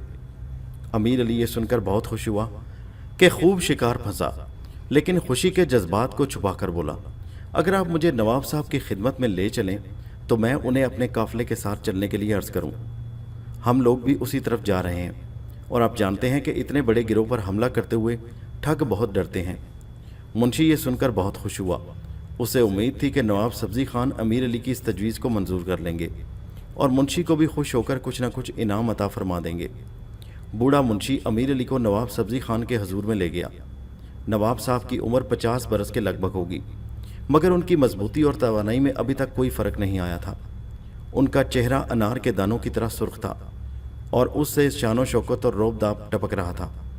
मुंशी ने आदाब बजाकर अर्ज़ किया कि ये नौजवान मीर साहब घोड़ों के सौदागर हैं और अपने बाप के हमरा भोपाल जा रहे हैं। इनके काफ़िलों में 150 आदमी शरीक हैं। इत्तफाक से बाज़ार में इनसे मुलाकात हो गई और बातों बातों में हजूर के इरादा सफ़र का जिक्र भी किया। मीर साहब ने हजूर की खिदमत में हाजिर होने की ख्वाहिश ज़ाहिर की, इसलिए इन्हें मैं यहाँ ले आया हूँ। नवाब सब्जी खान बोले, आइए मीर साहब, आपका आना सर आंखों पर, फरमाइए मैं आपकी क्या खिदमत कर सकता हूँ। अमीर अली बोला, हजूर, मैंने मुंशी जी से सुना है कि हजूर भोपाल जाना चाहते हैं, मगर ठगों की वजह से कुछ हिचकिचा रहे हैं। हम लोग भी भोपाल जा रहे हैं और चूँकि हमारे गिरोह काफ़ी मजबूत है, इसलिए हमें ठगों से कोई ख़तरा नहीं। मैं ये अर्ज़ करने हाजिर हुआ हूँ कि अगर हजूर गुस्ताखी ना समझें और पसंद फरमाएं तो हमें अपनी मैयत का शर्फ बख्शें, हम आपकी खिदमत को सादत समझेंगे। नवाब साहब ये सुनकर बहुत खुश हुए, अमीर अली की तारीफ़ की और कहा कि मैं 2-4 दिन तक सामान सफ़र दुरुस्त करके आप साहिबान से आ मिलूँगा। अल्लाह का बड़ा एहसान है कि उसने आपको यहाँ भेज दिया, वरना न जाने कब तक मेरा भोपाल जाने का सफ़र मुलतवी रहता। आप अपने वालिद से जाकर मेरा सलाम कह दीजिए, मैं जल्द उनके न्याज हासिल करूँगा। अमीर अली ने वापस आकर अपने बाप को ये खुशखबरी सुनाई कि एक सुनहरी चिड़िया दाम में फंसी है। बाप ने उसकी पीठ ठोंकी और छाती से लगाकर कहा कि शाबाश बेटा, अगर इसी तरह तुम भवानी माता को खुश करते रहे तो वो यकीनन तुम पर अपनी बरकतें नाजिल करेगी। तीसरे दिन नवाब सब्जी खान 10 सवारों समेत काफिला में आ मिले। अमीर अली के बाप ने बड़ी इज्जत और एहतराम से नवाब सब्जी खान का इस्तकबाल किया। दूसरे दिन ये काफिला फैज़पुर से रवाना हुआ। सैयद इस्माइल हैरान था कि नवाब सब्जी खान का खात्मा किस तरह किया जाए कि नवाब और उसके साथी पूरी तरह मुसल्ला थे और उन पर हाथ डालना आसान काम नहीं था, लेकिन ऐसा कीमती शिकार मुफ्त में भी नहीं छोड़ा जा सकता था। आखिर एक दिन मुकर्रर कर ही दिया गया और तमाम ठगों को मुनासिब हिदायत दे दी गई। मुकर्ररा दिन पर काफिला सस्ताने के लिए एक जगह ठहर गया। रात को हस्बे मामूल राग रंग की महफिल जमाई गई। 5-6 ठगों ने नाचना शुरू कर दिया। 2-1 गाने लगे, कुछ दफ़े बजा रहे थे। नवाब साहब अपनी एक खूबसूरत लौंडी के हाथों भंग के प्याले पिए जा रहे थे और नाच देखने में महव थे। उनके सवारों के पीछे भी ठग मौका की ताक में बैठे थे। नवाब साहब के इधर उधर 4 ठग बैठे थे। उनका काम तमाम करने का जिम्मा खुद सैयद इस्माइल ने लिया। आखिर मौका की ताक देकर उसने कहा, पान लाओ। इशारा पाने की देर थी कि ठगों ने सवारों को गिरा लिया। सब्जी खान का गला सैयद इस्माइल ने घोंट डाला, लेकिन लौंडी का किसी को ख्याल ही न रहा कि उसे भी हलाक करने लगे थे कि गफूर खान नामी एक ठग बोला, इसे छोड़ दो। फिर उसने लौंडी से कहा, मैं अभी तक गैर शादीशुदा हूँ, तुम मुझसे शादी कर लो तो ज़िंदगी बच जाएगी, वरना मुफ्त में जान से हाथ धो बैठोगी। मगर वफादार लौंडी अपने आका के मातम में ज़ारो कितार रोए जा रही थी। गफूर खान ने उसे बहुत वरगलाने की कोशिश की, मगर वो उसके जाल में न फंसी। जब काफिला चला तो गफूर खान ने उसे अपने घोड़े पर आगे बिठा लिया, लेकिन वो उसी तरह ववेला करती रही। गफूर खान ने उसे तलवार से ज़ख्मी भी कर दिया, मगर वो उस पर भी खामोश ना हुई और यही कहती रही कि मेरे आका की तरह मुझे भी कत्ल कर डालो, मैं उसके बगैर ज़िंदा नहीं रहना चाहती। आखिर इस डर से कि कहीं उसके रोने धोने से हमारा राज फाश ना हो जाए, एक ठग ने सैयद इस्माइल के हुक्म से उस लौंडी का गला घोंट डाला। मगर गफूर खान को उसका इतना सदमा हुआ कि वो उसी दिन से फ़कीर हो गया और हमेशा हमेशा के लिए अपने पेशे से तौबा कर ली। अमीर अली का सितारा बुलंदी पर था। उसने जिस मुहिम का बेड़ा उठाया था उसमें कामयाब हुआ। दौलत अब उसके घर की लौंडी थी। इकबाल उसका ग़ुलाम था। ठगों में दूर दूर तक उसकी शोहरत फैल चुकी थी। सैयद इस्माइल ने बड़ी हद तक अपने इस कारोबार में सरगर्म हिस्सा लेना छोड़ दिया और अब ठगों का असल सरदार अमीर अली ही था। 2 साल का अरसा अमीर अली ने आराम से अपने बीवी बच्चों में गुजारा, लेकिन भवानी देवी के चेले ज़्यादा अरसा तक बेकार घर नहीं बैठ सकते। पवित्र गुड़ की तासीर यही है कि जो उसे एक दफ़ा खा ले वो देवी की गुलामी के हलक़े से बाहर नहीं निकल सकता। अमीर अली ने ठगों का एक नया जत्था तैयार किया। उसमें 50 तजुर्बाकार ठग शामिल थे। अमीर अली के नायब 2 मशहूर और पुराने ठग मोती और पीर खान थे। ये काफिला नागपुर की तरफ रवाना हुआ। रास्ते में ठगों ने 19 मुसाफिरों को हलाक किया, मगर ये बदकिस्मत मुसाफिर इतने गरीब थे कि अमीर अली के हाथ कुछ भी ना आया। वो हैरान था कि ये मुहिम नाकाम क्यों साबित हो रही है। शायद भवानी माता नाराज़ हो, या शायद नवाब सब्जी खान की लोंडी का कत्ल उसे नापसंद गुजरा हो। बहरहाल दाल में काला ज़रूर है, वरना अमीर अली और नाकामी एक जगह जमा नहीं हो सकते। आखिर ये काफिला सागवर पहुंच गया। अमीर अली ने शहर के बाहर खेमे गाड़ दिए और 2 ठगों को शिकार फांसने के लिए शहरों में भेज दिया। शाम को एक ठग पीर खान के पास आया और कहने लगा, खान साहब मुबारक हो, एक शिकार ताड़ आया हूँ, भवानी माता की कृपा से फंस भी जाएगा। पीर खान बोला, अमीर आदमी है क्या, भूखा नंगा तो नहीं? बहुत अमीर आदमी है खान साहब। रहीम सराय वाला कहता है कि मुझे 200 रुपया दिलवा दो तो उसे तुम्हारे पास भेज दूंगा। रहीम सराय वाले का नाम सुनकर पीर खान को बड़ा तैश आया। रहीम दरअसल सागवर का एक भटियारा था और उसका पेशा यही था कि अमीर मुसाफिरों को ठगों के जाल में गिरफ्तार करवा देता और ठगों से इनाम के तौर पर कुछ ना कुछ ले लेता। मामला यहीं तक रहता तो ठगों को इसके खिलाफ कोई शिकायत न पैदा होती। मगर भटियारा बहुत चालाक आदमी था। उसे तकरीबन सभी ठगों के भेद मालूम थे, इसलिए वो उन्हें ये धमकी देकर कि तुम्हारा भेद जाहिर कर दूंगा, हर एक से कुछ ना कुछ हथियार लेता। पीर खान उसे खूब जानता था। जब उसने रहीम का ये पैगाम सुना कि 200 रुपया भेज दो तो शिकार तुम्हारे डेरे पर पहुंच जाएगा, तो उसे बड़ा गुस्सा आया। फौरन अमीर अली के पास पहुंचा और कहने लगा, मीर साहब, इस खबीस बटियारे का भी कोई इलाज सोचा है आपने? कौन बटियारा? रहीम से मुराद है तुम्हारी? जी हाँ, यही रहीम। अब ये अपने कुंद उसरे से हमें मोड़ना चाहता है। मीर साहब, गज़ब खुदा का, इस भटियारी के बच्चे की जुर्रत देखो कि आपको हुक्म देता है कि 200 रुपया भेज दो तो शिकार मिलेगा, वरना नहीं। क्या हमसे 200 मांगता है? पीर खान, उसे आज ही यहाँ बुलाकर उसका किस्सा पाक किए देता हूँ। इसने सैकड़ों गरीब ठगों को डरा डरा कर उन्हें लूटा है। अब ये सैयद अमीर अली पर हाथ साफ करना चाहता है। अब इसकी का मजा चखाई देता हूँ, लेकिन वो यहाँ आने से तो रहा। आप लाख कोशिश करें, वो सराय से बाहर ही नहीं निकलेगा। यही तो सबसे बड़ी मुसीबत है, वरना मैं पिछली मुहिम पर ही उसे जहन्नम पहुँचा देता। खान साहब सब्र तो कीजिए, मैं गणेशे को भेजता हूँ। अगर आज रात ही को ना आया तो मुझे सैयद अमीर अली ना कहना। इधर आओ भाई गणेशे। गणेशा आया तो अमीर अली ने उससे कहा कि ये रहीम को जाकर ठगों की खुफिया ज़बान में कहो कि मीर साहब तुम पर बहुत खुश हैं और तुम्हारा शुक्रिया अदा करते हैं। आज शाम को उनके खेमे में आकर अपने इनाम का 200 रुपया ले जाओ, और अगर वो पूछे कि मीर साहब के पास कुछ और रुपया भी है या नहीं तो कहना कि थैला भरा पड़ा था, न जाने कितने 1000 रुपये होंगे। गणेशा ये हुक्म सुनकर शहर की तरफ रवाना हो गया। अमीर अली पीर खान से कहने लगा, मैं इस लालची कुत्ते रहीम को खूब समझता हूँ। रुपए का नाम सुनकर ये भागता हुआ आएगा, मेरा तीर निशाने पर बैठेगा। पीर खान बोला, मीर साहब, हमें तो कोई उम्मीद नज़र नहीं आती कि आपकी चाल कामयाब साबित होगी। रहीम भी एक ही काया है, इस आसानी से उसका हमारे जाल में खुद ब खुद आकर फंस जाना नामुमकिन मालूम होता है। अमीर अली ने कहा, आप अभी से मायूस क्यों हुए जाते हैं? गणेशे का इंतज़ार तो करिए। अमीर अली ने वो तीर फेंका है कि ऐन निशाने पर जाकर बैठेगा। पीर खान बोला, मीर साहब, अगर ये बात हो तो मुझसे बढ़कर खुशी किसको होगी। इस बदमाश रहीमे ने एक दफ़ा मुझसे भी 30 रुपये बटोरे थे। शाम हुई तो गणेशा अमीर अली के खेमे की तरफ आता दिखाई दिया, मगर रहीम उसके साथ ना था। पीर खान और मोती अमीर अली के पास ही बैठे थे। कहने लगा, देखा मीर साहब, हम ना कहते थे कि ये लालची कुत्ता गुर्ग 12 दीदा है, इस आसानी से मौत के मुंह में चलकर नहीं आएगा। अमीर अली ने जवाब दिया, ज़रा गणेशे से सारी बात तो सुन लूँ, फिर कुछ कहूँगा। इतने में गणेशा भी आ पहुँचा। अमीर अली ने कहा, सुनाओ गणेशे, अकेले ही चले आए तुम? गणेशा बोला, माई बाप, पूरी अर्ज सुन लीजिए। मैंने रहीमे को हुजूर का पैगाम पहुँचा दिया। पहले तो बहुत खुश हुआ, कहने लगा, मीर साहब मुझ पर इस कदर मेहरबान क्यों हैं? मैंने कहा, तुम इतना मोटा शिकार उनकी खिदमत में पेश कर रहे हो, 200 रुपया तो तुम्हारा जायज़ हक बनता है।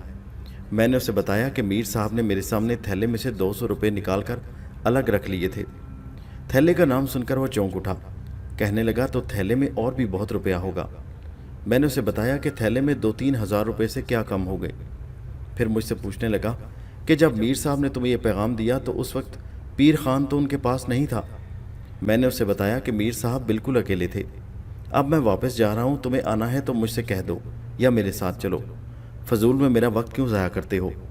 اس پر وہ مجھے ایک کمرے میں لے گیا اور کہنے لگا، دیکھو گنیشے، تمہیں میر صاحب کی طرف سے بہت تھوڑے پیسے ملتے ہوں گے، تم شکل و صورت سے ہی غریب اور تباہ حال نظر آ رہے ہو، ان کی نوکری چھوڑ دو اور میرے پاس آ جاؤ۔ میرے پاس ہزاروں روپے ہیں اور تم جانتے ہو کہ میری کوئی اولاد تو ہے نہیں، اپنے بعد یہ سارا روپیہ تمہیں ہی دیتا جاؤں گا، کہو میری تجویز منظور ہے؟ میں نے بھی رضامندی کے لیے سر ہلا دیا۔ اس پر بڑا خوش ہوا اور مجھے چھاتی سے لگا لیا، کہنے لگا، اب یہ بتاؤ کہ میر صاحب روپے والا تھیلا کہاں رکھتے ہیں؟ میں نے کہا، صحیح جگہ تو مجھے معلوم نہیں، لیکن میرا خیال ہے کہ اپنے تکیے کے نیچے ہی رکھتے ہوں گے۔ کہنے لگا، تمہیں پورا یقین ہے نا کہ اس میں 2-3 ہزار روپیہ ہوگا؟ میں نے کہا، میں نے اپنی آنکھوں سے دیکھا ہے، شاید 3 ہزار سے بھی زیادہ ہو۔ کہنے لگا، بڑی اچھی بات ہے، سردار صاحب سے کہنا کہ میرا روپیہ شہر سے باہر پیپل کا جو پرانا درخت ہے اس کی جڑ میں جو سوراخ ہے اس میں ڈال دیں، میں خود نکلوا لوں گا۔ میں نے کہا، تو تم میرے ساتھ نہیں چلو گے؟ کہنے لگا، میں رات کو آؤں گا، تم جاگتے رہنا، لیکن ظاہر یہی کرنا کہ بے ہوشی کی نیند سو رہے ہو۔ میں آؤں گا اور امیر علی کے سرانے کے نیچے سے تھیلا نکال کر لے جاؤں گا، واپس آتے ہوئے تمہیں بھی ٹھوکر لگاتا جاؤں گا، تم میرے پیچھے چلے آنا۔ میں نے ہاں کر لی، اب وہ رات کو یہاں آئے گا۔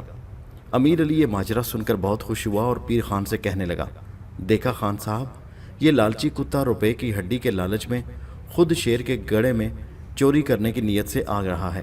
پیر خان بولا، میر صاحب آپ کا اقبال زیادہ ہو، یہ اسی کی برکت ہے کہ رحیم خان ہمارے جال میں پھنس رہا ہے، ورنہ اس شخص کو دھوکہ دینا سخت مشکل ہے۔ امیر علی سرے شام ہی سے منہ لپیٹ کر پڑ رہا۔ پیر خان اور موتی اس کے بستر کے نیچے چھپ کر لیٹ گئے۔ گنیشا دروازے پر سویا اور اگرچہ وہ جاگ رہا تھا لیکن بظاہر اس زور سے خراٹے لے رہا تھا کہ امیر علی کو بھی شک گزرنے لگا کہ کہیں کمبخت سچ مچ ہی تو نہیں سو گیا۔ امیر علی کو اسی حالت میں لیٹے ہوئے 2-3 گھنٹے گزرے ہوں گے کہ اس نے ایک سائے کو اپنے خیمے میں حرکت کرتے ہوئے دیکھا۔ وہ سمجھ گیا کہ رحیمہ آ پہنچا ہے۔ رحیمہ دبے پاؤں اس کے بستر کے قریب آیا اور اس پر جھک کر دیکھا کہ آیا وہ گہری نیند سو رہا ہے یا نہیں۔ جب یہ اطمینان کر لیا تو اس کے سرانے جا بیٹھا۔ تھیلا واقعی امیر علی کے تکیے کے نیچے پڑا تھا، مگر اسے نکالا کیسے جائے؟ اس وقت تھیلا عین اس کے سر کے نیچے تھا۔ رحیم نے ایک تنکا اٹھایا اور آہستہ سے امیر علی کے کان میں داخل کر دیا۔ وہ جانتا تھا کہ امیر علی اس پر کروٹ بدلے گا، چنانچہ ایسا ہی ہوا۔ امیر علی نے کروٹ بدل لی۔ بھٹیارے نے موقع کو غنیمت سمجھ کر تھیلا اٹھا لیا اور چلتا بنا، لیکن ابھی خیمے کے دروازے تک بھی نہ پہنچا تھا کہ امیر علی، گنیشا، پیر خان اور موتی چاروں اس سے لپٹ گئے۔ رحیم سمجھ گیا کہ موت سر پر آ پہنچی، خوف سے تھر تھر کانپنے لگا۔ امیر علی کے پاؤں پر گر پڑا اور کہنے لگا، میر صاحب، خدا اور رسول کا واسطہ مجھے معاف کر دیجئے، لالچ نے اندھا کر دیا، ورنہ کبھی یہ حرکت نہ کرتا، یہ گناہ معاف کر دیجئے، پھر ساری عمر آپ کے پاؤں دھو دھو کر پیوں گا۔ امیر علی نے اسے ٹھوکر لگاتے ہوئے کہا، اور لالچی کتے، اب تو مجھے خدا اور رسول کا واسطہ دیتا ہے، لیکن جب تو میرے سرانے سے تھیلا اٹھا کر بھاگنے لگا تھا اس وقت تجھے خدا اور رسول یاد نہ آئے تھے؟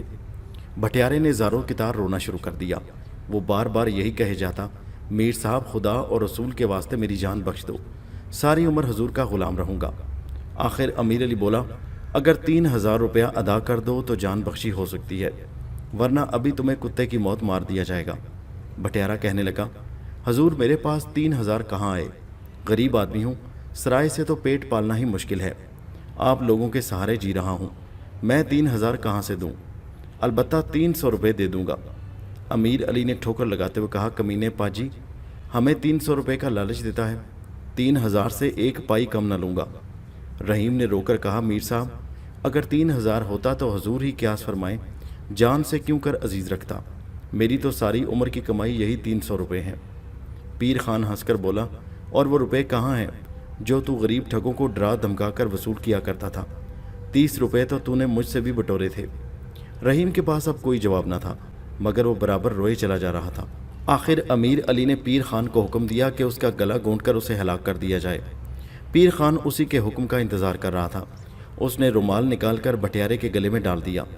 ابھی ایک ہی مروڑا دیا تھا کہ رحیم نے ہاتھوں کے اشارے سے ٹھہرنے کو کہا۔ امیر علی نے پیر خان کو ہاتھ روکنے کا حکم دیا اور اس نے بادلے نخواستہ اپنے شکار کو چھوڑ دیا۔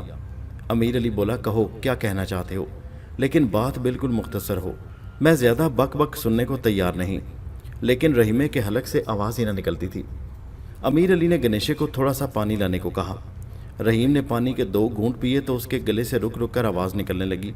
बोला, मेरी जान बख्श दीजिए, 3000 रुपया हाजिर खिदमत कर दूंगा। अमीर अली ने कहा, हाजिर खिदमत कर दूंगा? भटियारी के बच्चे, अभी तेरे हवास ठिकाने नहीं आए। हाजिर खिदमत कर दूंगा से तेरी क्या मुराद है? जब तक 3000 रुपया यहाँ से कदमों में लाकर नहीं रख दिया जाएगा, तेरी जान बख्शी नहीं हो सकती। अब बताओ तुम्हारी क्या सलाह है? रहीम बोला, तू मेरे साथ गणेशे को भेज दे, मैं 3000 रुपया इसके हवाले कर दूंगा। अमीर अली ने कहका लगाकर कहा, अच्छा तो गणेशे को एक दफ़ा और वरगलाने के इरादे हैं। लालची कुत्ते, इस तरह तू अपनी नापाक ज़िंदगी को और ज़्यादा मुख्तसर कर रहा है। पीर खान, इसका खात्मा कर दो। मगर रहीम अमीर अली के पाँव पर गिर पड़ा और कहने लगा, मैं 3000 रुपया अभी देता हूँ। पीर खान को कहो कि अपना खूनी रुमाल मुझसे परे रखे। अमीर अली ने उसे ठोकर लगाते हुए कहा, लाओ 3000। रहीम ने कहा कि पीपल के दरख्त की जड़ में मेरा सारा माल जमा है, किसी को भेजकर यहाँ मंगवा लीजिए, मैं उससे 3000 आपकी खिदमत में पेश कर दूंगा, लेकिन खुदा के लिए मेरी जान बख्शी कर दीजिए, मुझे पीर खान से डर लगता है। मीर साहब, खुदा और रसूल का वास्ता मुझे बचा लो। अमीर अली ने पीर खान को इशारा किया और उसने आंख झपकते में रहीम का किस्सा पाक कर डाला। उसके बाद मोती और पीर खान पीपल के दरख्त की तरफ गए। उसकी जड़ को खोदने पर एक मटका मिला।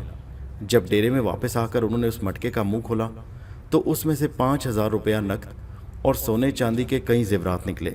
ये सारा माल रहीम ने ठगों को उनके राज खोल देने की धमकियां दे देकर इकट्ठा किया था। रहीम भटियारे का किस्सा तो पाक कर दिया गया, लेकिन उसकी लाश को छुपाने के मुतालिक बड़ी एहतियात करना पड़ी। भटियारा बहुत चालाक था, इसलिए डर था कि शायद उसने पहले से किसी को अपने इरादों की इतला दे रखी हो और कह दिया हो कि अगर मैं जिंदा सलामत वापस ना आऊँ तो समझ लेना कि ठगों ने मुझे मार डाला और पुलिस में इस अमर की इतला दे देना। लेकिन अमीर अली भी कच्ची गोलियां नहीं खेला था। उसने पीर खान को हुक्म दिया कि रहीम की लाश को इस तरह दबाओ कि अगर फरिश्ते भी तलाश करने आए तो उन्हें मायूसी हो। इस मतलब के लिए गड्ढा तो पहले ही खोद लिया गया था, क्योंकि ठगों का असूल था कि शिकार के मरने से पहले ही उसके दबाने का बंदोबस्त कर लेते थे। चुनाचे रहीम की लाश को उस गड्ढे में दबाकर ऊपर से मट्टी डाल दी गई। उसके बाद 4-5 ठगों ने मिलकर उस जगह को हमवार कर दिया। ये काम हो चुका तो पीर खान ने गीली मट्टी यानी गारा मंगवाया और उस जगह पर लेप कर दिया गया। उसके बाद वहाँ आग जला दी गई ताकि ज़मीन स्याह हो जाए, और अगर पुलिस आए भी तो उसे कतन किसी किस्म का शक न गुजरे, क्योंकि आग जलाने के बाद वो ज़मीन इस तरह हो गई थी कि गोया उसे कभी खोदा ही ना गया हो। लेकिन ठगों के अंदेशे बेबुनियाद साबित हुए। रहीम की मौत का किसी को भी पता नहीं था, ठगों का पीछा कौन करता। अब अमीर अली को उस शिकार की फिक्र हुई जिसका जिक्र रहीम ने किया था। जासूसों को दौड़ाया गया कि जाकर खबर लाएं कि वो इस वक्त कहाँ है, सागवर से चल पड़ा है या अभी यहीं है। चुनाचे गणेशा कुछ अरसे बाद वापस आया और कहने लगा, सरदार मुंह मीठा कराओ तो खुशखबरी सुनाओ। अमीर अली ने गुड़ लेकर उसके मुंह में ठोंस दिया और कहा, जल्दी बताओ हमारा शिकार इस वक्त कहाँ है। गणेशा बोला, सरदार साहब, मैंने सारी बातें मालूम कर ली हैं। ये सौदागर बड़ा अमीर आदमी है, वो लालची भटियारा ठीक कहता था। मगर अमीर अली ने गणेशे को फिक्राना पूरा करने दिया और बात काट कर बोला, उस दोज़खी कुत्ते के जिक्र को छोड़ दो, हम तो अपने शिकार का पता मालूम करने को बेचैन हैं और तुम उस पाजी भटियारे की तारीफ में पुल बांधते चले आ रहे हो। गणेशे ने हाथ जोड़े और कहा, अच्छा तो मीर साहब सुनिए, मैंने खुद उसके नौकरों से सारा हाल कुरेद कुरेद कर पूछा है। उन्होंने अमीर अली को बड़ा गुस्सा आ रहा था, कहने लगा, अरे अहमक, साफ साफ बात क्यों नहीं करता कि वो इस वक्त कहाँ है।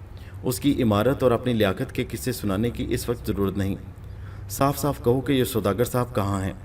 गणेश कहने लगा, मीर साहब, ये सौदागर आज ही सुबह सागवर से चल पड़ा था, उस वक्त यहाँ से कोई 4 कोस के फासले पर होगा।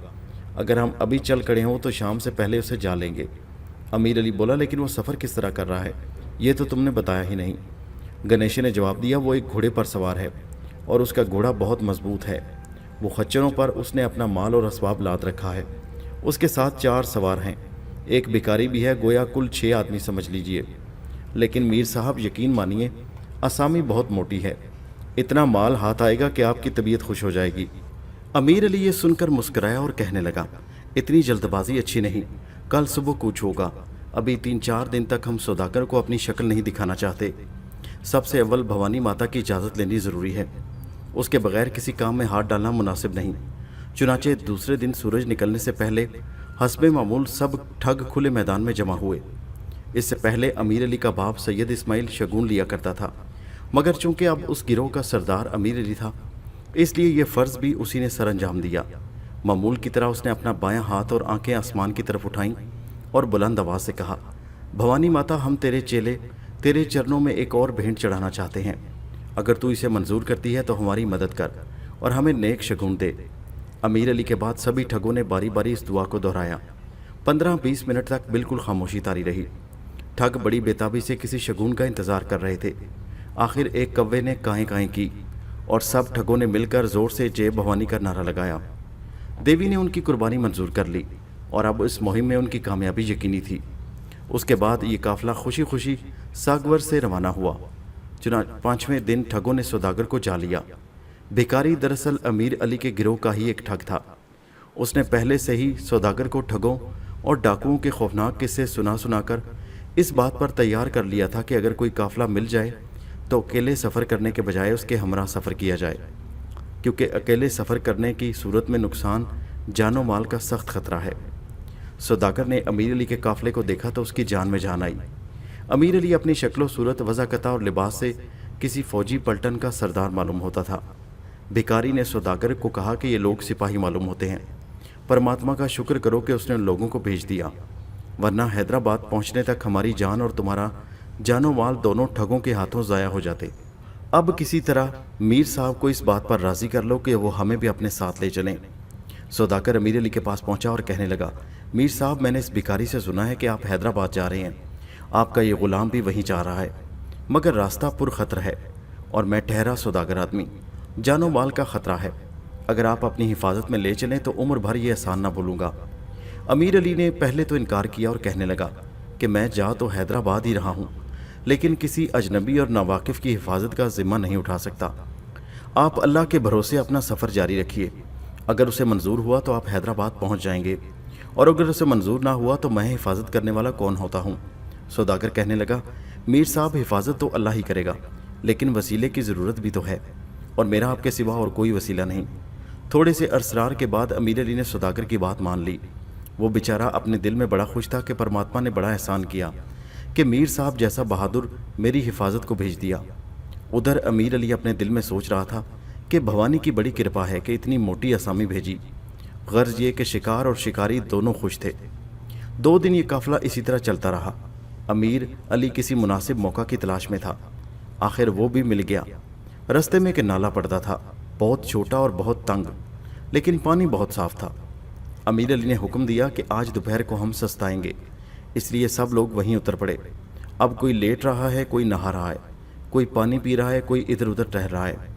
सौदागर अमीर अली के पास बैठा हैदराबाद के किस्से सुना रहा था। अमीर अली ने उससे कहा कि आप भी स्नान कर लीजिए, फिर शायद 2-4 दिन तक रास्ते में पानी ना मिले। सौदागर को हर बात में अमीर अली की खुशामद मंजूर थी।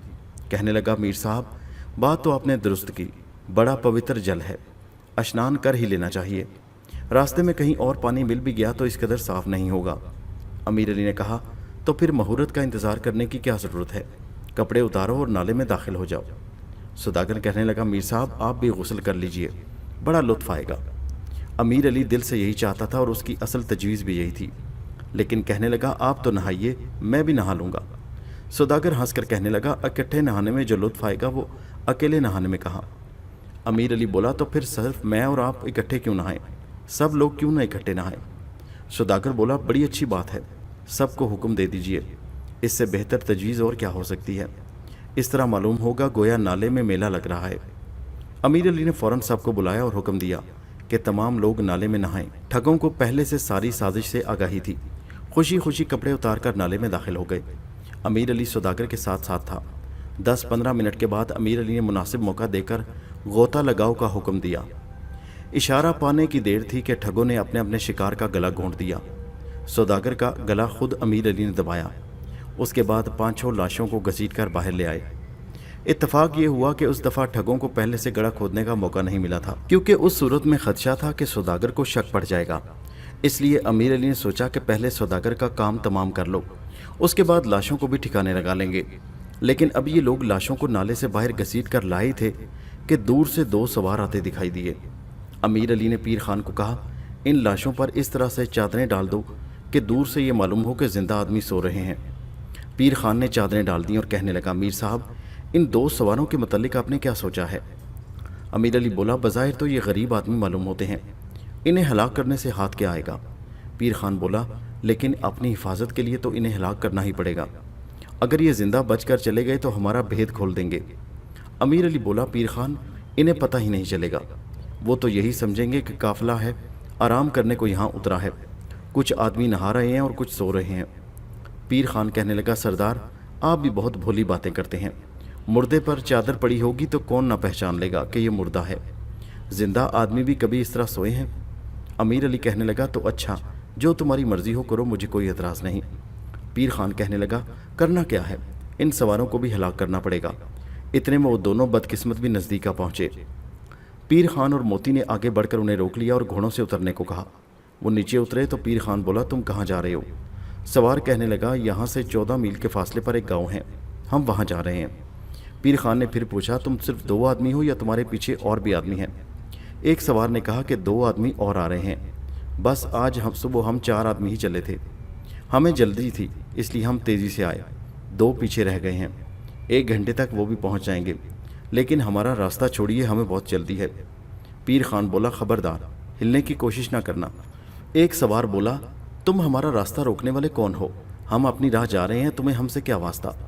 پیر خان کہنے لگا، تمہیں ابھی پتہ چل جائے گا کہ ہم تمہارے سے کیا واسطہ رکھتے ہیں۔ سوار بولا، لیکن یہ تو معلوم ہو کہ تم ہو کون اور ہمارا راستہ روکنے کا تمہیں کیا حق پہنچتا ہے؟ پیر خان نے کہا، میں نے ایک بار جو کہہ دیا کہ تمہیں ابھی پتہ چل جائے گا، گھبرا کیوں رہے ہو؟ وہی سوار بولا، تم ڈاکو تو نہیں؟ پیر خان نے جواب دیا، ان سے بھی بدتر۔ سوار سارا معاملہ سمجھ گیا، موت کی تصویر اس کی آنکھوں کے سامنے پھر گئی۔ مایوسی کے لہجے میں اپنے ساتھی سے کہنے لگا، بھائی یہ خبیث ٹھگ ہیں، اب زندگی کی آس رکھنی فضول ہے، اللہ کا دھیان کرو، اب ہمیں کوئی دم کے مہمان ہیں۔ دوسرے سوار نے امیر علی کو ٹھگوں کا سردار سمجھ کر کچھ کہنا چاہا، لیکن اس کے ساتھی نے اسے روک دیا اور کہنے لگا، ان ظالموں سے کچھ کہنا فضول ہے، ان لوگوں کے دل پتھر کے ہیں، یہ تمہاری کوئی بات نہ سنیں گے۔ پیر خان نے یہ بات سن کر کہکا لگایا اور کہنے لگا، تم سچ کہتے ہو، ہمارے دل پتھر کے ہیں۔ پھر موتی کو اشارہ کیا، 2 رومال حرکت میں آئے اور 1 منٹ بعد 2 لاشیں زمین پر بے حس و حرکت پڑی تھیں۔ امیر علی کے حکم سے ان پر بھی سفید چادریں ڈال دی گئیں۔ اب ٹھگ آنے والے 2 سواروں کی آمد کا انتظار کرنے لگے۔ تھوڑا عرصہ گزرنے کے بعد وہ بدقسمت بھی آ پہنچے۔ پیر خان نے انہیں بھی گھوڑوں سے اتار لیا اور ان سے پوچھا کہ تمہارے بعد تو کوئی اور مسافر نہیں آ رہے؟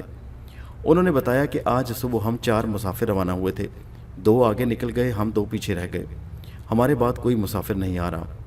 جب پیر خان کو تسلی ہوگی کہ ان کے بعد کوئی شخص نہیں آ رہا تو ان دونوں کا گلا گھونٹ کر انہیں بھی ان کے آگے نکل جانے والے ساتھیوں کے پاس پہنچا دیا گیا۔ اتنے میں گڑھا بھی تیار ہو چکا تھا، ساری لاشیں ایک ہی گڑھے میں دبا دی گئیں۔ اس کے بعد مہم کی کامیابی کی خوشی میں پوتر گڑ تقسیم کیا گیا اور یہ خونی قافلہ آگے کو روانہ ہوا۔ جب یہ قافلہ جبل پور پہنچا تو امیر علی کسی شکار کی تلاش میں خود شہر کی طرف روانہ ہوا، لیکن کوئی شکار نہ ملا۔ پچھلی 2-3 مہموں سے اسے کافی روپیہ مل گیا تھا، اس لیے اس نے کچھ زیادہ پرواہ نہ کی اور جبل پور میں 2-3 دن ٹھہرنے کے بعد یہ قافلہ پھر اپنے سفر پر روانہ ہو گیا۔ ٹھگوں کا خیال تھا کہ اگر بھوانی ماتا کو منظور ہوا تو راستے میں کوئی شکار بھیج دے گی۔ جبل پور سے 10 میل کے فاصلے پر ان لوگوں کا پہلا پڑاؤ تھا۔ اس دفعہ بھی امیر علی ہی قصبہ میں گیا۔ وہ ایک پان والے کی دکان پر بیٹھا تھا کہ اس کی نظر ایک ڈولی پر جا پڑی۔ 10 سوار اس ڈولی کے ارد گرد پہرا دے رہے تھے۔ اس سے یہ معلوم ہوتا تھا کہ ڈولی کسی امیر عورت کی ہے۔ امیر علی کچھ دیر وہاں بیٹھا تاک جھانک کرتا رہا۔ اتنے میں پردہ اٹھا اور اس نے ڈولی میں بیٹھی ہوئی عورت کا چہرہ دیکھ لیا۔ اس کے بعد پردہ گر گیا۔ عورت کیا تھی؟ بجلی کا ایک ٹکڑا تھی جو امیر علی کے دل پر گرا اور اس کے صبر و قرار کو جلا کر راکھ کر گیا۔ امیر علی کا جی چاہتا کہ ساری عمر یہیں بیٹھا اس عورت کو دیکھتا رہے۔ پھر اپنی بیوی بچوں کا خیال آیا، سوچا کہ ساتھی کیا کہیں گے کہ سردار ایک عورت کو دل دے بیٹھا ہے۔ اٹھا اور ڈیرے پر واپس چلا آیا، لیکن دل کی بے چینی کا وہی حال تھا۔ اس عورت کا چہرہ بار بار آنکھوں کے سامنے آ جاتا تھا۔ 2 خوبصورت آنکھیں تیروں کی طرح اس کے دل کو چھید رہی تھیں۔ اس کا جی چاہتا تھا کہ اڑ کر اپنی محبوبہ کے پاس جا پہنچوں۔ پھر سوچتا تھا کہ نہ جانے وہ کون ہے، مجھ سے ملنا پسند بھی کرے گی یا نہیں، اور پھر میرے گھر تو اپنی خوبصورت بیوی ہے، وہ اس قدر حسین نہ سہی لیکن مجھ سے تو محبت کرتی ہے۔ وہ اسی الجھن میں گرفتار تھا کہ ایک لونڈی آئی اور کہنے لگی، آج صبح آپ ہی تو ایک پان والے کی دکان پر نہیں بیٹھے تھے؟ امیر علی بولا، کہیے کیا ارشاد ہے؟ میں ہی بیٹھا ہوا تھا۔ وہ کہنے لگی، میری مالکہ نے آپ کو یاد کیا ہے، آپ کو اگر ناگوار نہ گزرے تو میرے ساتھ تشریف لے چلیے۔ امیر علی کہنے لگا، لیکن آپ کی مالکہ ہے کون اور انہیں مجھ سے کیا کام ہے؟ لونڈی نے جواب دیا، پہلے سوال کا جواب دینے کا تو مجھے حکم نہیں، اور دوسرے سوال کا جواب میں خود بھی نہیں جانتی۔ امیر علی اٹھا اور لونڈی کے پیچھے پیچھے ہو لیا۔ وہ اسے مکان میں لے گئی۔ وہاں پہنچ کر اس نے ایک امیر علی کو ایک کمرے میں بٹھا دیا۔ چند منٹ کے انتظار کے بعد اس کی محبوبہ بھی آ پہنچی، لیکن اس نے اپنا منہ چھپا رکھا تھا۔ اس نے امیر علی کو بتایا کہ وہ ایک بہت بڑے نواب کی بیوہ ہے، اس کے خاوند کا انتقال حال ہی میں ہوا ہے اور اب وہ واپس اپنے میکے جا رہی ہے۔ اسے معلوم ہوا تھا کہ امیر علی بھی اسی طرف جا رہا ہے، اس لیے وہ چاہتی ہے کہ وہ اسے اپنی حفاظت میں لے لے۔ امیر علی اور کیا چاہتا تھا؟ وہ تو دل سے یہی دعا مانگ رہا تھا۔ فوراً ہاں کر لی اور شام کو اس کی محبوبہ اس کے قافلے میں آ ملی۔ امیر علی کے دل میں جو آگ سلگ رہی تھی، یہی آگ اس پراسرار حسینہ کو بھی تڑپا رہی تھی۔ 2 دن تک تو اس نے صبر کیا، تیسرے دن موقع پا کر اظہار عشق کر ہی دیا۔ اب کسر ہی کیا رہ گئی تھی، دونوں طرف برابر آگ لگی ہوئی تھی۔ قریب تھا کہ امیر علی عشق کی اس آگ میں جل کر خاک سیاہ ہو جائے، لیکن پیر خان سارے معاملے کو بھانپ گیا۔ اس نے سردار کو سمجھایا کہ کیوں تباہی کے رستے پر جا رہے ہو؟ عشق بازی ہم لوگوں کا کام نہیں، مگر عشق کا نشہ وہ نشہ ہے کہ ایک مرتبہ چڑھ جائے تو پھر مشکل سے ہی اترتا ہے۔ امیر علی نے بہت سنبھلنے کی کوشش کی، مگر اس عورت کے حسن میں اس بلا کی کشش تھی کہ ہزار عہد کرتا کہ اب اس کی طرف آنکھ اٹھا کر بھی نہ دیکھوں گا، مگر دل میں وہ تڑپ پیدا ہوتی کہ سارے عہد بھول کر بے اختیار اس کی طرف کھینچا چلا جاتا۔ پیر خان نے بھی اپنی کوشش جاری رکھی۔ وہ ہر روز امیر علی کو سمجھاتا کہ عشق ایک خطرناک کھیل ہے اور اس کا نتیجہ تباہی کے سوا اور کچھ برآمد نہ ہوگا۔ امیر علی نے کہا، میں تو لاکھ اس سے بچنے کی کوشش کرتا ہوں، مگر اب وہ بھی مجھے کسی طرح چھوڑنے پر تیار نہیں۔ تم کوئی ایسی ترکیب بتاؤ کہ وہ میرا پیچھا چھوڑ دے۔ پیر خان نے اسے کہا، تم اسے صاف صاف جا کر کہہ دو کہ تمہاری شادی ہو چکی ہے اور تمہارے گھر میں بیوی بچے موجود ہیں، تمہاری بیوی تمہاری وفادار ہے اور تم بھی اسے چاہتے ہو۔ عورت کی فطرت میں حسد اور رشک کوٹ کوٹ کر بھرا ہوا ہے۔ تمہاری بیوی کا نام سنتے ہی اس کے تن بدن میں آگ لگ جائے گی، اور جب تم اسے یہ بتاؤ گے کہ تم اپنی بیوی سے محبت بھی کرتے ہو تو وہ خواہ مخواہ تم سے لڑنے مرنے پر تیار ہو جائے گی۔ اس وقت تو تم بھی اسے ترکی بترکی جواب دینا، خود بخود تم دونوں میں لڑائی ہو جائے گی اور تمہارا پیچھا چھوٹ جائے گا۔ اس سے بہتر ترکیب میں تمہیں نہیں بتا سکتا۔ امیر علی نے پیر خان کی نصیحت پر عمل کیا اور جس طرح اس نے بتایا تھا اسی طرح اپنی محبوبہ کو جا کر کہنے لگا کہ میری تو شادی ہو چکی ہے، عیال دار آدمی ہوں، اللہ نے بڑی خوبصورت اور بڑی نیک بیوی دی ہے، میں تمہارے ساتھ عشق نہیں کر سکتا، اس لیے تم میرا پیچھا چھوڑ دو۔ بیوی کا نام سنتے ہی وہ سچ مچ آگ بگولا ہو گئی، کہنے لگی، تم بڑے دغا باز ہو، تم نے مجھے دھوکہ دیا، جاؤ میری آنکھوں سے دور ہو جاؤ۔ امیر علی نے بھی سختی سے جواب دیا اور اٹھ کر باہر جانے لگا۔ اس پر اس نے دوڑ کر اسے پکڑ لیا اور اس کی گود میں سر رکھ دیا اور رونے لگی۔ امیر علی مجبوراً وہاں بیٹھ گیا۔ جب اس نے رونا بند کیا تو پھر امیر علی کو کوسنے لگی۔ وہ بیچارہ گالیاں سن کر جب واپس جانے لگا تو دوبارہ اس سے لپٹ گئی۔ 3-4 مرتبہ یہی ہوا کہ امیر علی گالیاں سنتا رہا اور اٹھ کر جانا چاہتا، مگر وہ اسے پکڑ کر دوبارہ بٹھا لیتی، التجائیں کرتی، غرض یہ کہ عورتوں کے تمام ہتھیار کام میں لاتی۔ جب امیر علی کا دل کسی طرح بھی نہ پسیجا تو کہنے لگی، ہمارے مذہب میں 4 بیویوں کی اجازت ہے، اگر تمہاری شادی ہو چکی ہے تو کیا حرج ہے، تم مجھ سے بھی نکاح کر لو، میں تمہاری پہلی بیوی کو بہن کی طرح عزیز رکھوں گی۔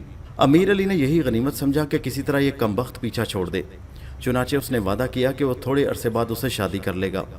تب کہیں جا کر اس نے امیر علی کو واپس اپنے خیمے میں جانے کی اجازت دی۔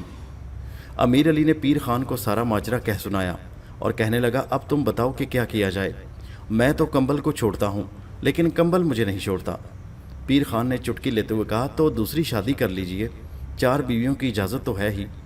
امیر علی نے کہا، میں اپنی پہلی بیوی کو کیسے دھوکہ دے سکتا ہوں، صغراً اس سے لاکھ خوبصورت صحیح مگر میری عظیمہ وفا کی تصویر ہے، میں اس کے جیتے جی دوسری شادی کا تصور نہیں کر سکتا۔ پیر خان بولا، تو اس کا علاج چاہیے کہ ہم رستہ بدل کر صغراً سے الگ ہو جائیں اور اسے اس کے حال پر چھوڑ دیں، یہ تھک ہار کر خود بخود اپنے میکے واپس چلی جائے گی۔ امیر علی نے یہ تجویز منظور کر لی۔ دوسرے دن سورج نکلنے سے کافی عرصہ پہلے امیر علی اپنے ساتھیوں سمیت سغرن اور اس کے ہمراہیوں کو سوتا چھوڑ کر کسی اور رستے چل دیا، مگر اس عورت میں بھی بلا کی ہمت تھی۔ صبح اٹھ کر دیکھا کہ محبوب غائب ہے، سمجھ گئی کہ دغا دے گیا، لیکن عشق حوصلہ نہیں ہارتا۔ کہاروں کو کہا کہ ڈولی اٹھاؤ اور انتہائی تیز رفتار سے چلو۔ نتیجہ یہ ہوا کہ تیسرے دن امیر علی کے قافلے سے جا ملی۔ امیر علی بڑا پریشان ہوا کہ اب کیا کیا جائے۔ اسے اپنے خیمے میں لے گیا اور سمجھانے لگا، مگر وہ اس بات پر اڑی ہوئی تھی کہ تم نے مجھ سے شادی کا وعدہ کیا ہے اور اب تمہیں یہ وعدہ پورا کرنا پڑے گا۔ امیر علی نے صاف انکار کیا تو کہنے لگی، میرا خیال تھا کہ تم شریفوں کی طرح اپنے وعدے کا پاس کرو گے، لیکن یہ خیال غلط ثابت ہوا۔ لیکن میں کام نکالنے کے اور طریقے بھی جانتی ہوں۔ سنو، مجھے معلوم ہو چکا ہے کہ تم ایک ٹھگ ہو، لیکن میری محبت اس قدر سچی اور پاک ہے کہ میں اس کے باوجود تم سے شادی کرنے کو تیار ہوں۔ لیکن اگر تم بدستور اس ضد پر اڑے رہے تو میں مجبوراً تمہارا راز فاش کر دوں گی اور تم سب پکڑے جاؤ گے۔ اب تو امیر علی بہت گھبرایا اور وعدہ کیا کہ گھر پہنچتے ہی تم سے شادی کر لوں گا۔ واپس آ کر پیر خان کو یہ قصہ سنایا تو وہ سر پیٹ کر رہ گیا۔ جب تحقیقات کی گئی تو معلوم ہوا کہ ایک نوجوان ٹھگ سورن کی لونڈی پر مرتا ہے اور اسی نے اپنی معشوقہ کو یہ راز بتایا ہے۔ لونڈی نے اس کی اطلاع سورن کو دے دی۔ اب معاملہ خطرناک صورت اختیار کر چکا تھا، اس لیے فیصلہ یہ ہوا کہ سورن اور اس کی لونڈی، اس کے ساتھی اور غدار ٹھگ سبھی کا کام تمام کر دیا جائے، کیونکہ ان لوگوں کا وجود سب کے لیے خطرہ بن چکا تھا۔ حکم مل ہی چکے تھے، اب صرف موقع کی تلاش تھی۔ امیر علی نے سغرن سے محبت کی پینگیں بڑھانی شروع کر دیں تاکہ اسے شک نہ گزرے۔ وہ اپنے جی میں بہت خوش تھی کہ محبوب کو منا تو لیا، اگر دھمکیوں سے کام نکالنا پڑا تو کیا ہوا، دل کی مراد تو مل جائے گی۔ ادھر تقدیر ہنس رہی تھی کہ بے وقوف عورت کیا سوچ رہی ہے۔ ایک دن مناسب موقع دے کر امیر علی نے سب بد نصیبوں کو مروا دیا اور ایک گڑھا کھدوا کر لاشیں اس میں پھینک دیں۔ وقت گزرتا گیا مگر امیر علی کے کاروبار کا وہی حال تھا۔ کبھی کبھی وہ 2 سال گھر پر بھی گزار لیتا، لیکن عام طور پر اس کا سارا وقت اسی قسم کی مہموں میں گزرتا تھا۔ سید اسماعیل اب بہت بوڑھا ہو گیا تھا۔ امیر علی کی عمر بھی اب 40 سال سے بڑھ چکی تھی، لیکن اس کے دل کی سیاہی کا ابھی تک وہی حال تھا، بلکہ اس کی سنگ دلی بھی عمر کے ساتھ ساتھ بڑھتی چلی جا رہی تھی۔ اس نے سینکڑوں بے گناہوں کو موت کے گھاٹ اتارا، ہزاروں کا مال لوٹا، لیکن اس کے گناہوں کا پیمانہ ابھی تک لبریز نہیں ہوا تھا۔ وہ 150 ٹھگوں کے گروہ کو اکٹھا کرتا اور اپنی مہم پر روانہ ہو جاتا۔ ان کی ان بے شمار مہموں میں سے اس کی بے رحمی کا شاکار ایک بد نصیب جوہری کا قتل ہے۔ امیر علی ان دنوں جھالوں کی چھوٹی سی ریاست میں رہتا تھا۔ بظاہر اس نے ایک پرامن زمیندار کا پیشہ اختیار کیا ہوا تھا، لیکن اس کا اصل پیشہ ٹھگی ہی تھا۔ راجہ سب کچھ جانتا تھا، مگر اس کے باوجود امیر علی اور اس کے ساتھیوں کو کچھ نہیں کہتا تھا۔ اس کی وجہ یہ تھی کہ اسے بھی اچھا خاصا حصہ مل جاتا۔ اس طرح امیر علی اطمینان سے اپنے کام میں مصروف رہتا۔ جوہری کا قصہ کچھ یوں ہے کہ امیر علی کسی موٹے تازے شکار کی تلاش میں تھا۔ قافلے نے شہر کے باہر خیمے گاڑے ہوئے تھے۔ امیر علی خود شکار پھانسنے کے نکلا۔ چوک میں اس نے 3 آدمیوں کو دیکھا جو لباس اور شکل و صورت سے امیر معلوم ہوتے تھے۔ امیر علی ان کے پاس گیا اور جا کر پوچھنے لگا کہ میں کچھ قیمتی موتی خریدنا چاہتا ہوں، کسی جوہری کا پتہ لینا ہے۔ اتفاق سے ان آدمیوں میں ایک جوہری تھا۔ اس نے کہا، فرمائیے، میں خود جوہری ہوں۔ وہ امیر علی کو اپنے مکان پر لے گیا۔ وہاں جا کر مختلف قسم کے موتی دکھائے۔ امیر علی نے 300 روپے کے موتی خریدے اور کہنے لگا کہ جھالوں کا راجہ جواہرات کا بڑا قدردان ہے، اگر آپ جواہرات لے کر چلیں تو میں سفارش کر کے اچھی قیمت پر بکوا دوں گا۔ راجہ صاحب مجھ پر بڑے مہربان ہیں۔ جوہری کی 4 بیویاں تھیں۔ اس نے کہا کہ میں اپنی بیویوں سے پوچھ لوں۔ عورتوں نے اس تجویز کو ناپسند کیا اور کہا کہ لالچ بری بلا ہے۔ جوہری نے بیویوں کے مشورے کی کوئی پرواہ نہ کی، اپنی اولاد کے رونے دھونے پر بھی کان نہ دھرے، اور ایک نجومی سے مہورت پوچھ کر امیر علی کے ساتھ جھالوں روانہ ہو گیا۔ نجومی نے پہلے تو کہا کہ ستارے نحس ہیں اور تمہیں یہ سفر نہیں کرنا چاہیے، لیکن جب امیر علی نے 10 روپے بھجوا دیے تو نحس ستارے فوراً خوش قسمت بن گئے، اور نجومی خود چل کر جوہری کے پاس آیا اور کہنے لگا کہ مجھ سے غلطی ہوئی، ستارے دراصل بہت مبارک ہے، تم فوراً سفر پر روانہ ہو جاؤ۔ امیر علی جوہری کو ساتھ لے کر روانہ ہوا۔ اسے علم تھا کہ جوہری کے بہت سے چھوٹے چھوٹے بچے ہیں، لیکن اب اس کا دل اس قدر سخت ہو چکا تھا کہ اسے اب کسی پر رحم نہیں آتا تھا۔ اس کے بعد ساتھیوں نے کہا کہ اس طرح کسی کو بلا کر ہلاک کرنا درست نہیں، اور بھوانی ماتا اسے پسند نہیں کرے گی، لیکن امیر علی نے اس کی کوئی پرواہ نہ کی۔ وہ 4 دن تک سفر جاری رہا۔ آخر جوہری کے دن پورے ہو گئے اور ایک دن امیر علی کے حکم سے اسے ہلاک کر دیا گیا۔ اس کے پاس 15-20 ہزار روپے کے جواہرات تھے، وہ سب امیر علی نے اپنے قبضے میں کر لیے۔ गुनाह का प्याला अगरचे देर में भरता है, लेकिन भरता ज़रूर है। अमीर अली कुदरत की ढील से काफ़ी फ़ायदा उठा चुका था, मगर अब वक्त आ गया था कि उससे इंतकाम लिया जाए। कुदरत की ढील बाज़ दफ़ा हद से ज़्यादा बढ़ जाती है, लेकिन इसका इंतकाम हमेशा खौफनाक और इबरत अंगेज़ होता है। अमीर अली अभी तक झालों में ही रहता था। उसका काम यह था कि साल में से 6 महीने अपनी मुहिम पर गुजारता और बाकी 6 महीने घर पर एक शरीफ और पुरअमन ज़िम्मेदार की हैसियत से बसर करता। सैयद इस्माइल अब बहुत बूढ़ा हो चुका था, लेकिन हवस अभी तक जवान थी। वो भी कभी कभी बाहर निकल जाता और बेगुनाह मुसाफिरों का गला घोंटकर अपनी गुनाह की प्यास उनके खून से बुझा लेता। राजा झालों को अमीर अली हर मुहिम से वापस आने के बाद काफ़ी नजराने दे दिया करता था, इसलिए वो सब कुछ देखता और खामोश रहता। बल्कि एक लिहाज से वो इन बदकार ठगों का सरपरस्त था। एक दिन राजा झालों ने अमीर अली और सैयद इस्माइल दोनों को अपने दरबार में बुलाया। ये खुशी खुशी दरबार में पहुंचे। उनका ख्याल था कि राजा ने यूं ही बुलाया होगा, मगर हकीकत हाल कुछ और ही थी। अंग्रेज़ी हुकूमत को पता चल गया था कि सैयद इस्माइल और अमीर अली ठगों के बहुत बड़े सरदार हैं और रियासत झालों में बेज़ाहिर ज़िम्मेदारों की हैसियत से रह रहे हैं। इसलिए राजा को उनकी गिरफ्तारी का हुक्म पहुंच चुका था। राजा साहब भी समझ गए थे कि अब अगर उनसे रियायत की तो शामत आ जाएगी। चुनाचे सैयद इस्माइल और अमीर अली के दरबार में पहुंचते ही दोनों बाप बेटों को हथकड़ियाँ लगा ली गईं।